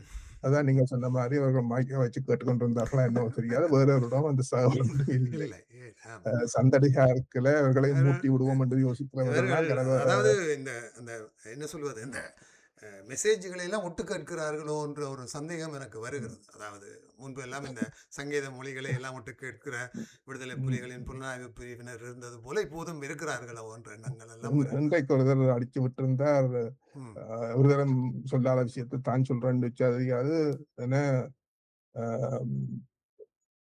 என்ன அவர்கள்ட்ட 30 சப்மரைன் இருக்குது. இனித்தான் இருக்கு விளையாட்டு பாருங்க என்ற மாதிரி ஒரு ஈரான் விட்ட கப்பல். இருந்தது. ம், ம், ம், ம், ம். அதாவது இந்த என்ன இந்த கப்பல் கூட இப்போது சொல்கிறார்கள் அது ஒரு அன்ஆர்ம்ட் வெசல் என்று தான் சொல்லுகிறார்கள். அதில் ஆனால் இவர்கள் விசாகப்பட்டினத்தில் ஒரு பயிற்சிக்காக வந்திருக்கிறார்கள், அன்ஆர்ம்ட் வெசல் ஆக வந்திருக்கிறார்கள் என்றதெல்லாம் ஏதோ ஒரு வகையில் அது அதே சமயம் அஹ், இலங்கையின் எதிர்க்கட்சி தலைவர் சஜித் பிரேமதாசா சொல்லுகிறார், அவசர கால சட்டம் அமுலில் இருந்தபோது இலங்கை கடற்பரப்புக்குள் அமெரிக்க சப்மரீன் வந்திருக்கிறது, உங்களுக்கு எப்படி தெரியாமல் போனது அரசாங்கத்துக்கு என்று அவர் ஒரு கேள்வி கேட்கிறார் பாராளுமன்றத்தில். இதை நாங்கள் எப்படி பார்க்கலாம்? என்னன்னா சப்மேரனை பற்றின நாலேஜ் ஒன்றும் இல்லாத ஆக்கள்ன்ற கதைகள் தான் இதுகள். உண்மையில சப்மரீனை பற்றி சப்மரீன் வந்து சாதாரண சப்மரைன்ஸ் என்று சொன்னால் இப்ப ஈரானிட்ட வந்து நியூக்ளியர் சப்மரைன் இல்லை. ம், அது சாதாரண டீசல்ல இயங்குற சப்மரைன். ம், அப்ப டீசல் வந்து தண்ணிக்குள்ள வேலை செய்யாது. அதுக்கு ஆக்சிஜன் வேணும். ம்ஹும், ம், அப்ப என்ன செய்வார்கள் என்று சொன்னால் கடலுக்கு மேல கொண்டு வந்து விட்டு அவைண்ட பேட்டரி எல்லாத்தையும் சார்ஜ் பண்ணி போட்டு திரும்ப கடலுக்குள்ள போய் அந்த பேட்டரியில தான் மூவ் பண்ணுவாங்க. ம்ஹும், ம், ம், ம். அஹ் அப்ப அது கன தூரம் போகாது. கன்வென்ஷனல் சப்மரைன்ல இதுதான் பிரச்சனை. உங்களுக்கு பேட்டரிலாம் ஓடலாம். பேட்டரி எவ்வளவுத்துக்கு போகும்? பேட்டரி சார்ஜ் பண்ண எவ்வளவு? அப்ப அளவுக்கு மீறினா அது பேரவும் போகும். ம்ஹும். ஆனால் இவர்கள் அமெரிக்கன்ஸ் அங்க கொண்டு வந்து அதை நியூக்ளியர் சப்மரைன் என்று சொல்றார்கள். ஆஹா, ம்ஹும், ம். அப்ப அது இருக்கலாம். வந்து மாதக்கணக்கா ஓடும். அது வந்து பிரச்சனை இல்ல. ம், அதுக்கு அது தண்ணிக்குள்ளேயே இருக்கும். தண்ணிக்குள்ளேயே ஓடும். இந்த தண்ணிக்குள்ள போற ஒரு சாமான கண்டுபிடிக்கிறதுன்ற அந்த டெக்னாலஜி சரியான கஷ்டம். அது அமெரிக்கா மாதிரி பெரிய நாடுகள் தங்களோட நாட்டை சுத்தி எல்லாம் கடலுக்கு அடியில சென்சார்கள் எல்லாத்தையும் போட்டு வச்சிருப்பாங்க. ம், ம், ம். அம் அந்த முந்தின காலத்துல இந்த சோனார் என்று சொல்ற ரேடார் பிளேனை கண்டுபிடிக்கிறதுக்கு ரேடார். ரேடார் மாதிரி இதுகளை கண்டுபிடிக்கிறது சோனார் என்று சொல்ற சவுண்ட் வேவ்ஸ். இப்ப நீங்கள் அந்த நீங்கள் ஒரு அதிர்வலைகளை வைத்து கண்டுபிடிக்கும். மலையோ ம், பெரிய மதிலுக்கு முன்னால் ரெண்டு பெரிய ஹூ ஒன்று கேட்டால் அந்த சத்தம் எதிரொலிச்சு வரும் இல்ல, ம், அந்த அது ம். மாதிரி சவுண்ட் வேவ் போய் அதை பட்டு தெரிச்சு வரையக்குள்ள அத மறக்க அளக்கிறதாலதான் அந்த சோனார் வேலை செய்யும். அது வாய்க்கிறதுல அது அட்வான்ஸ் வெர்ஷன். ம், ம். ஸ்டில் அவங்க அந்த கம்யூனிகேட் பண்றதுக்கு கொஞ்சம் மேலதான் பெறணும். தண்ணிக்குள்ள இருந்து கம்யூனிகேட் பண்ணிடலாம். ஆஹா, ஆஹா, ஆஹா. மேலே என்றா ஆக மேல வர மாட்டார்கள். ஆண்டனாவை வெளியில வர்ற தூரத்துக்காக வர ஒண்ணு. பரவாயில்ல. ம், ம், ம். அப்ப அதுகள் அப்படித்தான் அந்த அதுகள் வேலை செய்யும். மற்றது இலங்கை மாதிரி நாடுகள்ல அந்த அந்த அளவுக்கு பார்லிமெண்ட் பேசுறார். ஏதோ அது நெப்த, இது நெப்த, ரேடார் நெப்த என்று சொல்லி ம், பகடியா இருக்கு அவற்ற பேச்சுகளை கேட்க அவர் நல்லா பேசுவார். ம், அ அ உண்மையிலேயே ஒரு முட்டாள்தனமான பேச்சுகள். அதாவது ம், ஆனால் அது வந்து உண்மையிலே அந்த மிலிட்டரி விஷயங்கள் எங்களுக்கு ஒன்றும் தெரியாது. நடந்த ஒருத்தருக்கும் தெரிய போறதும் இல்லை. ம், ம், இவர் சொல்ல ம். போறதும் இவர் அவர்கள் உண்மையிலேயே அந்த அந்த வீடியோ சென்ட்காம் அவர்கள் அந்த வீடியோ வெளியிட்டிருந்தார்கள். அந்த டோபிட்டோவால அடிச்ச வீடியோ. ம். அதன்படி பார்த்தா அது அடிச்சு வித்தின் 1 ஆர் 2 மினிட்ஸ்ல கப்பல் தாண்டி போச்சு. ஆஹா, ஆஹா. ம், ம், ம், அப்ப அவர்கள் அங்க இருந்த ஒருவேளை அடித்தவர்களே தான் இன்ஃபர்மேஷனை குடுத்துட்டு போயிருக்க கூடும் கப்பல் தாண்டிட்டு. ம். ஏன்டா அவர்களுக்கு அங்க இருந்து எஸ்ஓஎஸ் அனுப்புறதுக்கான சந்தர்ப்பம் கிடைச்சிருக்குமோன்ட்டு சந்தேகமா இருக்கு அந்த வீடியோவ பார்த்தா. ஆஹா. ம்ஹ்ம், ம். அதாவது ம். ஈராக்கிய கப்பலிலிருந்து ஒரு ஒரு தகவல் பரிமாறப்பட்டிருப்பதற்கான வாய்ப்புகள் இல்லை. வாய்ப்புகள் குறைவு போல தான் இருக்கு. அத பார்த்து எனக்கு பெரிய நான் ம், பெரிய ஒரு மிலிட்டரி எக்ஸ்பர்ட் இல்ல. ஆனா அ, அது ம். அது அது உடனே தாண்டுறது கப்பல். ம், ம், ம். அப்ப யார் அவர்களுக்கு இன்ஃபர்மேஷன் குடுத்தது? அந்த அந்த அவர்கள் ஏதோ ஒரு கடலிலே கண் SOS அவர்களோட அந்த ஃப்ளேம் அடிப்பார்கள் மேலுக்கு கொண்டு, அதுல வேற ஏதும் தொழில்நுட்பங்கள் இருக்கா? ம், ம். அ அது செய்றதுக்கெல்லாம் சந்தர்ப்பம் இருந்திருக்காது அவர்களுக்கு. அ அது அடித்தவர்களே அனுப்பி மெசேஜ் குடுத்திருப்பார்கள் கப்பல் தாண்டு போச்சுன்னு சொல்லி என்று தான் நான் நினைக்கிறேன். ம். உடல்கள் மிதந்ததைக் கண்டுதான் தாங்கள் சென்று அவற்றை மீட்டதாக இலங்கை அரசாங்கத்திடம் 40 நொட்டி பேர் 40 அதாவது இரவு 40 நொட்டிகள் மைலுக்கு முன்னால உலகம் இருந்தது யார் கண்டது? அது இவர்களுக்கு இன்ஃபர்மேஷன் வந்துதான் இவர்கள் போனவர்கள். போனவர்கள் போயிருக்கிறார்கள். அது யார் குடுத்த அந்த இன்ஃபர்மேஷன் என்று தெரியாது. அந்த கப்பல்ல இருந்து ஒருவேளை அ அ ஒருவேளை இந்த தாக்குதல் நடைபெற்ற பின்னர் எமது தமிழ் யுத்தகல அரசியல் ஆய்வாளர்கள் செவிகளை வழங்கியிருக்கிறார்கள் சில பிரதான தமிழ் ஊடகங்களுக்கு. அவ்வாறு வழங்கின செவ்விகளிலே இலங்கையை தளமாக பாய்ப்பதற்காக ஒரு சூழ்நிலை வரும். அப்போது ஒரு சர்வதேச சூழல் இலங்கையில் ஏற்பட போகிறது. இது தமிழர் பிரச்சனையில் ஒரு பெரிய தாக்கத்தை தரும் என்பது போல சில அரசியல் ஆய்வாளர்கள் தங்கள் கருத்துக்களை தெரிவிக்கிறார்கள். இந்த ஈரான் இஸ்ரேல் அமெரிக்க யுத்தம் என்பது ஈழத்தமிழர் அரசியலிலே எந்த வகையில் சம்பந்தப்படும் அல்லது இது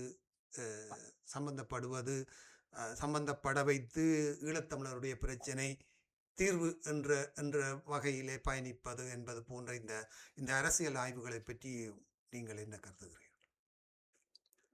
யூடியூப் வருமானங்கள் கூடும்.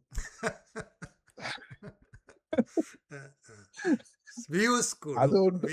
வியூஸ் கூடும். அதால வருமானங்கள் ரெவென்யூ கூடும். அது மட்டும் தான் சொல்லலாம். வேற ஒன்றும் இதால வராது. சரி, அதுக்கு மேல் இதை பற்றி பேசுவதற்கு ஒன்றும் இல்லை என்று சொல்லுகிறீர்கள். ஆனால் எப்படி எப்படி இந்த ஆய்வாளர்கள் இவற்றையெல்லாம் அரை மணித்தியாலமோ 45 நிமிடமோ பேசுகிறார்கள் இல்லையோ? இது சர்வதேச அவர்களுக்கு ஒவ்வொரு நாளும் வீடியோ போடாட்டி அந்த அல்கோரிதம் வந்து அவர்கள்ட்ட வீடியோவை கீழே இழுத்து விட்டுரும். அதான் இந்த பிரச்சனை. அவர்கள் ஏதோ ஒன்றை கதைக்க வேணும். இப்ப பாத்தீங்கன்னு சொன்னா ஒரே வீடியோவை இந்த நித்தனையாக கொல்லப்பட்டார் என்று கொஸ்டின் மார்க்ல போடுவிடம் தலைப்பு எல்லாரும் போய் அதுல பார்ப்பிடம் எல்லாம் கடையில சொல்லுவார் அப்படி இல்லையாமல் ஒரே ஆள் இதே தரப்புல 2-3 வீடியோ போட்டாங்க பார்த்தேன். அப்ப இதுகள் எல்லாம் என்ன பிளட் தெரியல எனக்கு. அதாவது நீங்கள் இதுல வர ஒரு சில பேர் கொஞ்சம் காலமா ஒரு ரெப்யூட்டட் ஜேர்னலிஸ்ட் இருந்த பேர் வாங்கினவ கூட இப்ப இதுக்காக அதாவது என்னத்தை போட்டு தெரியாமல் இப்படி எல்லாம் போட்டு தங்களோட பேரை பழுதாக்கி கொண்டிருக்காங்க. உண்மைதான். அதுதான் உண்மையிலே இந்த வலை தெரிவுகளாக நாங்கள் பேசக்கூடிய ஒரு விடயமாக இருந்தது. இன்னொரு முக்கியமான விஷயமாக நான் இந்த கொமேனியினுடைய தாக்குதலுக்கு முன்னர் 2 நாள் விஜயம் என்று நம்புகிறேன் நரேந்திர மோடி அவர்கள் இஸ்ரேலுக்கு பயணம் செய்திருந்தார். இந்த பயணத்தை பல்வேறு விதமாக இந்திய ஊடகங்கள் கூட ஆய்வு செய்கின்றார்கள். இது ஒரு அப்போது சென்றபோது ஒன்றும் பெரிய பொருளாதார ஒப்பந்தங்களோ அல்லது ஒரு குறிப்பிடத்தக்க ஒரு இராணுவ பொருளாதார ராஜதந்திர நடவடிக்கைகள் என்று செய்திகள் வந்ததாய் அவதானிக்க முடியவில்லை. இது ஒரு நட்புறவு ரீதியான ஒரு விஜயம் போல தான் திடீரென்று செய்யப்பட்டிருக்கிறது. அப்படியான ஒரு சூழ்நிலையில் நரேந்திர மோடி அவர்களுடைய இந்த விஜயத்தை பலரும் விமர்சிக்கிறார்கள். ஒரு நேயர் நிகழ்ச்சியோடு இணைகிறார். அவரை இந்தியாவிலிருந்து உமாதேவி அம்மா அவர்கள். வணக்கம். வணக்கம். வணக்கம். இப்பதான் இன்னொரு ஆஸ்பெக்டுக்கு வந்துட்டீங்க. சமூக வலைதளமுடைய செய்திகள் எப்பவுமே அவருடைய பங்கு மிகவும் வருந்தத்தக்கதாத்தான் இருக்கு.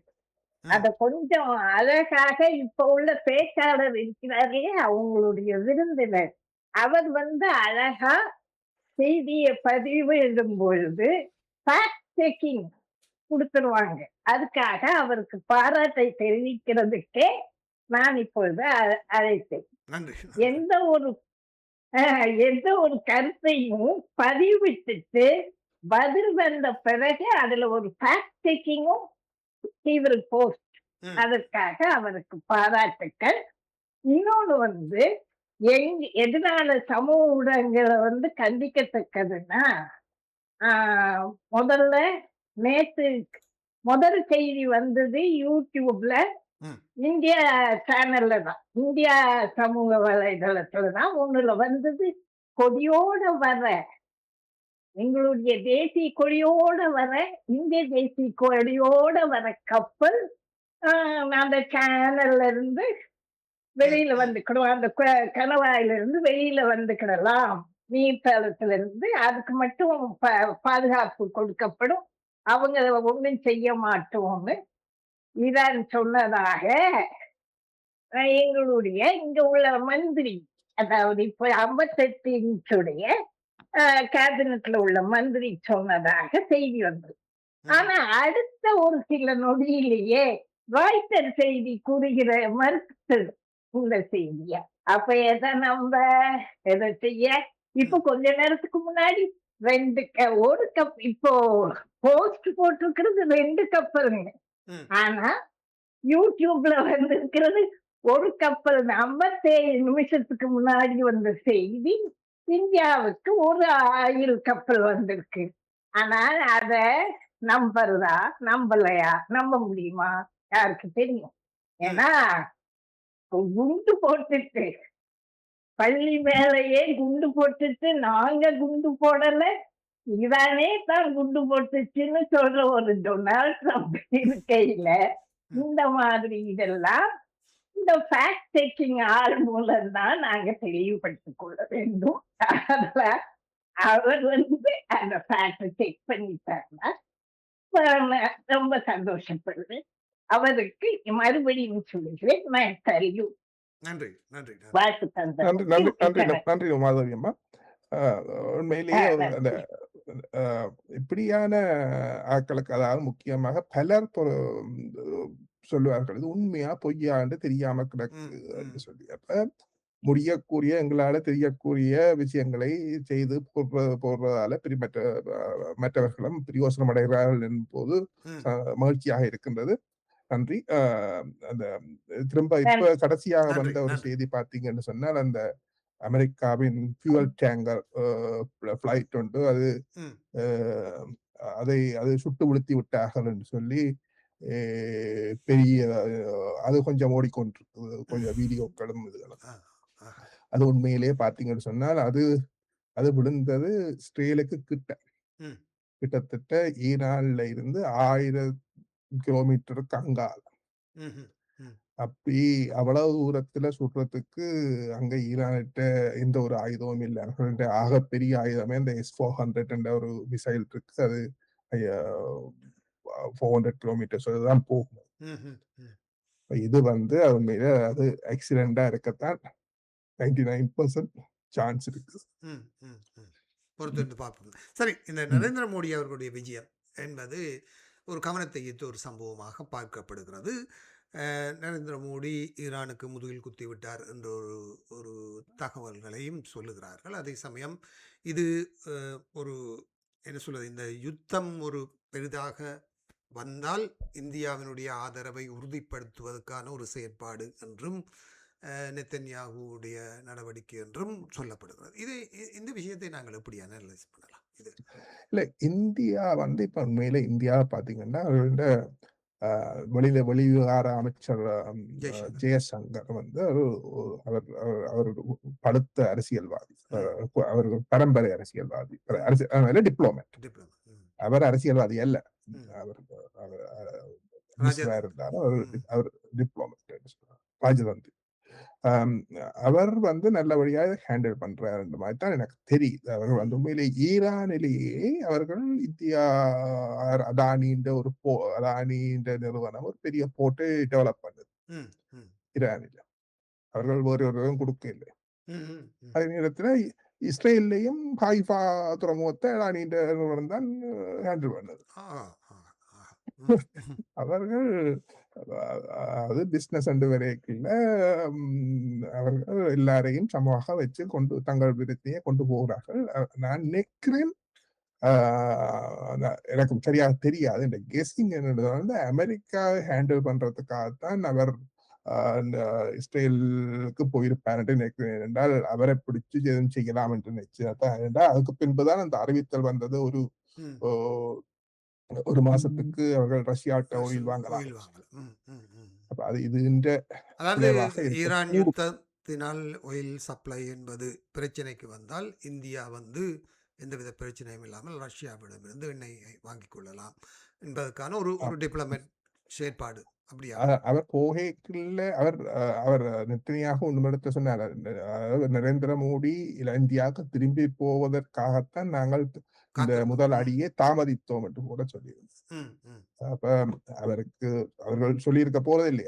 அவருக்கு ஆனால் ஆம், ஆனால் அவர் அப்படி சொல்லியிருந்தார். ம், ம், அதனால் அவர்களுக்குள்ளே நல்ல ஒரு புரிந்துணர்வு இருக்குது. அந்த அமெரிக்காவை பொறுத்தவரையிலே அவர்களுக்கு தெரியும். அவரோட அவர் ஒன்றைக் கொண்டு கதைப்பார், நாளைக் கொண்டு கதைப்பார். அவரோட கதைச்சு பிரயோசனம் இல்லை. ம், ம், ம், ம், அப்படியால் அவர்கள் இவர்களுக்குள்ளாக ஹேண்டில் பண்ண முயற்சிக்கின்றார்கள் போல இருக்கு. ம். அதாவது இப்போது இந்த நரேந்திர மோடி அவர்களுடைய பங்களிப்பு என்பதும் இந்தியாவின் இந்த யுத்தத்திலே இந்தியா என்ன நிலைப்பாட்டை எடுக்கப் போகிறது என்பதும் ஒரு முக்கியமான விஷயமாக பேசப்படுகிறது. என்றால் இந்தியா ஒரு காலத்திலே அணிசேரா நாடுகளின் தலைமைத்துவத்தில் இருந்த ஒரு நாடு என்று கூட பார்க்கலாம். ஆனால் இப்போது இந்தியா தரப்பு ஒரு வலதுசாரி அரசியலுக்குள் இந்தியா கொஞ்சம் கொஞ்சமாக சென்று கொண்டிருப்பது போல் தெரிகிறது. இஸ்ரேலினுடைய பலஸ்தீனத்துக்கு எதிரான தாக்குதல்களையோ அல்லது போன்ற விஷயங்களில் கூட ஒரு ஒருதலைப்பட்சமாக அல்லது கருத்து கூறாத ஒரு நிலைப்பாட்டோடு இந்தியா பயணிப்பதும் இந்த ஈரான் இஸ்ரேல் அமெரிக்க யுத்தத்தில் இந்தியாவினுடைய நிலைப்பாடுகளும் ஒரு சர்வதேச அரசியலிலே இந்தியா என்ற தரப்பு என்பது என்ன நிலைப்பாட்டில் இப்போது எடுக்கப் போகிறது என்றால் நான் ஈழத்தமிழர்களை வைத்துத்தான் இந்த கேள்வியை கேட்கிறேன். அதாவது இல்லை அவர்கள் நீங்கள் தமிழ் மீடியாக்களை பார்த்தீங்கன்னு சொன்னால் தமிழ்நாட்டிலேருந்து வர கிட்டத்தட்ட 90% இந்த ஊடகங்களும் இந்த திராவிட கட்சிகளின் கையில் உள்ளவைதான். அவர்கள் வந்து மத்திய பிஜேபி எதிர்ப்பான இதுகளைத்தான் எழுதி கொண்டிருக்கிறார்கள். அதே போல அந்த சில வட இந்தியாவில் இந்த கரண்ட் தப்பார் என்ற ஊடகம் நேற்று அந்த மேனன் என்று சொல்லி பழைய செக்ரட்டரி அவரை இன்டர்வியூ பண்ணியிருந்தார். அவர்கள் எல்லோருமே இதை குறை சொல்லி கொண்டிருக்கிறார்கள். ஆனால் அவர்கள் இதை அந்த அணிசாரா கொள்கை என்றதை ஒரு கொஞ்சம் ஒரு லெவல் கொஞ்சம் குறைத்திருக்கிறார்கள் அந்த லெவல்ல என்று நினைக்கிறேன். ஆனா இப்பவுமே அதுல தான் இருக்கிறார்கள். அவர்கள் ஈரானோடையும் ஹேண்டில் பண்றார்கள், ரஷ்யாவோடையும் ஹேண்டில் பண்றார்கள், அமெரிக்காவையும் ஹேண்டில் பண்றார்கள். அவர்கள் எல்லாத்துக்கும் தங்கள் நாட்டு நலன் தான் நலனை முன்வைச்சு இதையும் செய்கிறார்கள். அவர்கள் தமிழர்களா இலங்கை மத்திய அரசாங்கமா தங்களோட நாட்டுக்கு நல்ல பிரயோசனம் என்று பார்த்து அவர்கள்லாம் பிரயோசனம் என்று எங்களை கையை விட்டுட்டாங்க.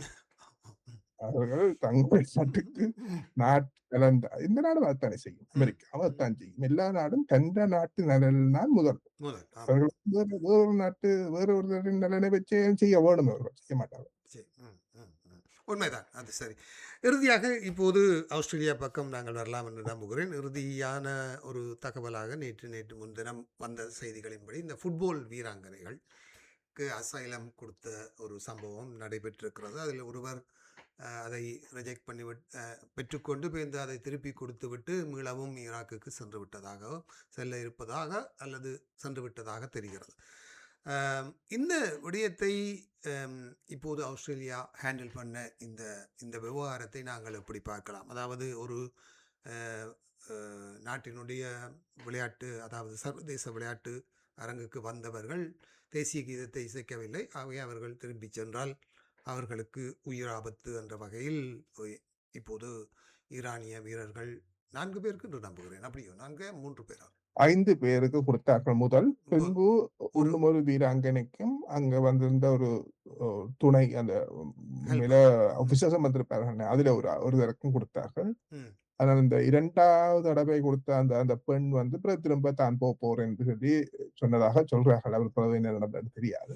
ம். ஆனால் அவரின் அம்மா அங்கிருந்து ஃபோன் பண்ணி, "இங்க வராதே" என்று சொன்னதாக ஒரு நியூஸ் ஒன்று பார்த்திருக்கிறது. ஆம். உன்னை இங்க வந்தா கொன்று விடுவார்கள் என்று அவர் சொன்னதாக இங்கே ஒரு நியூஸ் ஒன்று இருந்தது. ஆம். ஆம். அ ஆனால் எங்களுக்கு நாங்களும் இதே மாரி ஒரு நாட்டிலிருந்து வந்து நாங்களும் எங்களுக்கு அசைலம் அடிக்கிறதுக்கு என்னென்னலாம் கிடையாக்கள் சொன்ன என்று எங்களுக்கு தெரியும் தானே. ஆமாம், ஆமாம். ம். ம்.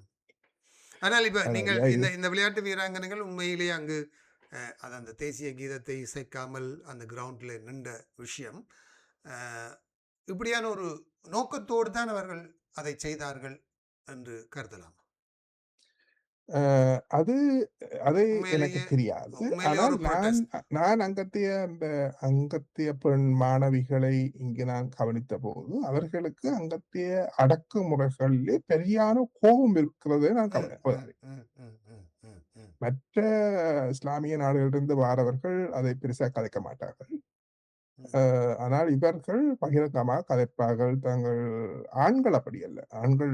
ஆண்களுக்கு பிரச்சனை இல்லை தானே. ம். அவர்கள் ம். பெண்கள் மிக மோசமாக தமது ஆட்சியாளர்களை விமர்சிப்பதை நான் பார்த்திருக்கிறேன். ம். ம். ம். அது அவர்கள் உளமாறவும் செய்திருக்கக்கூடும். ம். அல்லது இதுக்காகவும் செய்திருக்கக்கூடும். எனக்கு அதை சொல்லத் தெரியவில்லை. ம். நல்லது, நல்லது. நன்றி.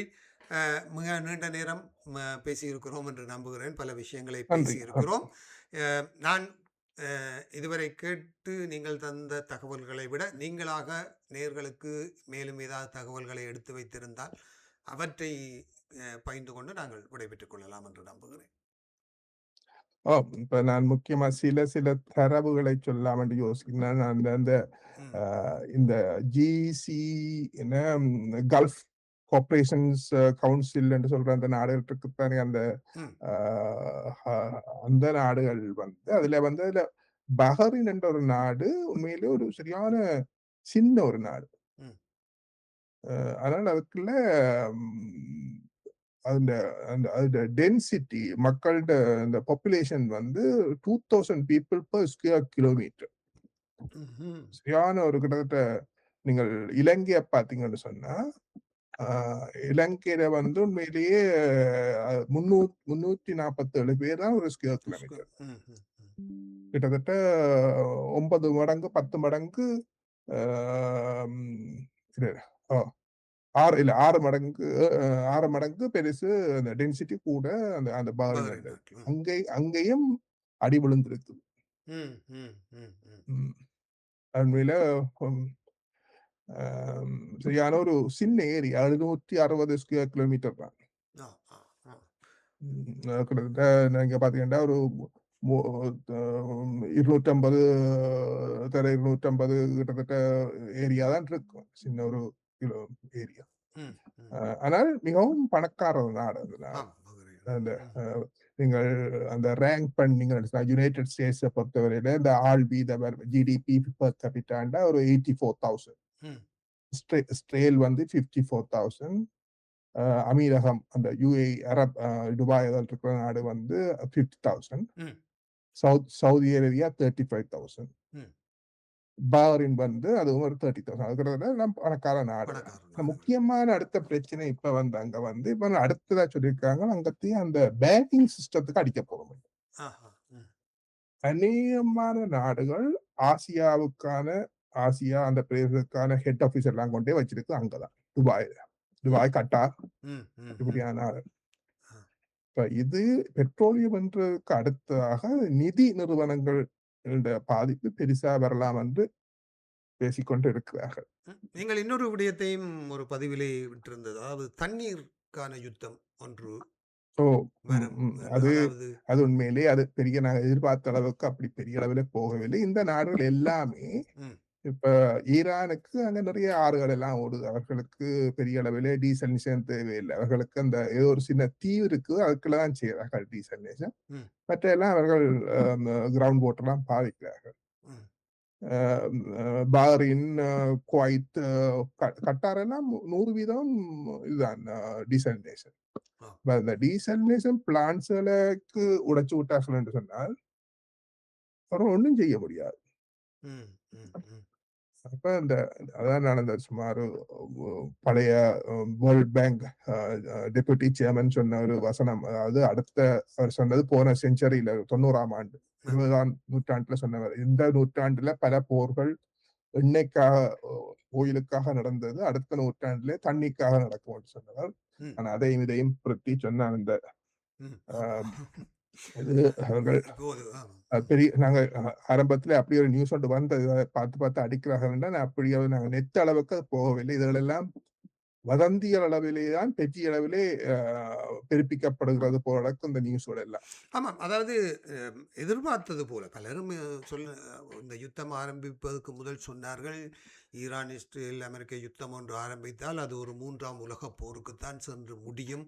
சீனா, ரஷ்யா, நோர்த் கொரியா எல்லாம் ஈரானுக்கு சப்போர்ட் பண்ணும். அப்படியான போது ஒரு 3வது உலக யுத்தம் ஒன்று ஆரம்பிக்கும் என்பது போல பலரும் பேசிக்கொண்டிருந்தார்கள். இப்போது பார்த்தால் இன்னொரு 1 மாதத்துக்குள் இந்த யுத்தத்தை நிறைவுக்கு கொண்டு வந்து விடுவார்கள், பின்னர் மீண்டும் பேச்சுவார்த்தைகள் என்று போய்கொண்டிருக்குமோ என்று எண்ண தோன்றுகிறது. இது ஏன் இதுல இப்ப நான் நினைக்கிறேன், நான் இன்றைக்கு வேற யாரோ பேசின போது சொன்ன விஷயம் என்னன்னு சொன்னா, இதை முடிவு கொண்டு வருவது என்று சொன்னால் சிம்பிளாக செய்யலாம். ஒன்று ஈரானும் மற்ற அரபு நாடுகள் மாதிரி இஸ்ரேலை அங்கீகரித்து, சரி போனா போது நீங்க ஒரு நாட்டை எடுத்துட்டீங்க, சரி வச்சிருங்கோ, அப்படியே பாலஸ்தீனத்தையும் வளர விடுங்கோ, 2 ஸ்டேட் சொல்யூஷனை நாங்களும் ஏற்றுக்கொள்றோம் என்று வந்து நாங்கள் அணுக்குண்டு தயாரிப்பில் ஈடுபட இல்லை, அது நீங்கள் IEA இன்ஸ்பெக்டர்ஸை வச்சு வந்தா நாங்கள் எல்லாத்தையும் காட்டுறோம் என்ற ஒரு சொல்யூஷனுக்கு வந்தார்கள் சொன்னா அந்த பிரச்சனை இன்றைக்கு நாளைக்கு தீர்ந்துடலாம். அதுதான் ஒரே ஒரு அதுதான் ஒரு இஸ்ரேல் விரும்புகிறது என்று நாங்கள் எடுத்துக்கொள்ளலாம். பவானி வணக்கம். சுருக்கமாக வணக்கம். உங்கள் 2 நண்பர்களையும் வானொலியில சந்தோஷமா இருக்கு. மற்றது எந்த கேள்வி என்னென்றால், இந்த இலங்கை போர் மாதிரி இது ஏதாவது ஒரு முடிவுக்கு வர்றது நல்லதல்லோ, அது உங்களோட அபிப்பிராயம் என்னன்னு நான் கேட்கிறேன். அந்த சும்மா பேச்சுவார்த்தை வந்து இவ்வளவு அழிவுகள் அழிஞ்சாச்சு, இனி ஒரு பேச்சுவார்த்தை பிறகு திரும்ப அப்படி இல்லாமல் என்ன சரியோ பிள்ளையோ என்னமோ ஒரு முடிவுக்கு கொண்டு வர்றது நல்லது என்றதை பற்றி உங்களோட அபிப்பிராயம் என்னன்னு கேட்கிறேன். நன்றி. நன்றி நன்றி நன்றி நன்றி. நாங்கள் அவர் போன்ல இருந்தபடியால் கேள்வியா நாங்கள் கடைசியாக பேசி இருந்தோம். அதாவது ஒரு இஸ்ரேல் என்ற நாட்டையும் பாலஸ்தீன நாடு டூ ஸ்டேட் பாலிசியை ஈரான் அங்கீகரிக்குமாக இருந்தால் அதை அந்த ஒரு சமாதான முயற்சியில் ஒரு வெற்றி காணக்கூடியதாக இருக்கும் என்று நம்புகிறேன். சரி, மிக்க நன்றி குமார் கணேசன் அவர்களே. நன்றி, உங்களிடமிருந்து விடைபெற்றுக் கொள்கிறேன். நன்றி. மிக அருமையான ஒரு சந்திப்பு. இந்த சந்திப்பில் நம்மோடு இணைந்து அவர் மிக சகஜமாக நாங்கள் விடயங்களை பேசியிருந்தோம். ரொம்ப ஆழமான தரவுகள் ஸ்டாட்டிக்ஸ் என்று போக விரும்பவில்லை. ஏனென்றால் 2 மணி நேரத்துக்குள் பல விஷயங்களை நாங்கள் கேட்சப் பண்ண வேண்டி இருந்தது என்பதால் அதை நாங்கள் எடுத்து வந்திருந்தோம். நேயர்கள் இதுவரை ஃபோக்கஸ் தமிழ் வானொலியில் ஈரான் யுத்தமும் சமூக வலை தெரிவுகளும் என்ற வகையில் டாக்டர் குமார் கணேசன் அவர்களுடனான சிறப்பு கலந்துரையாடல் இடம்பெற கேட்டீர்கள்.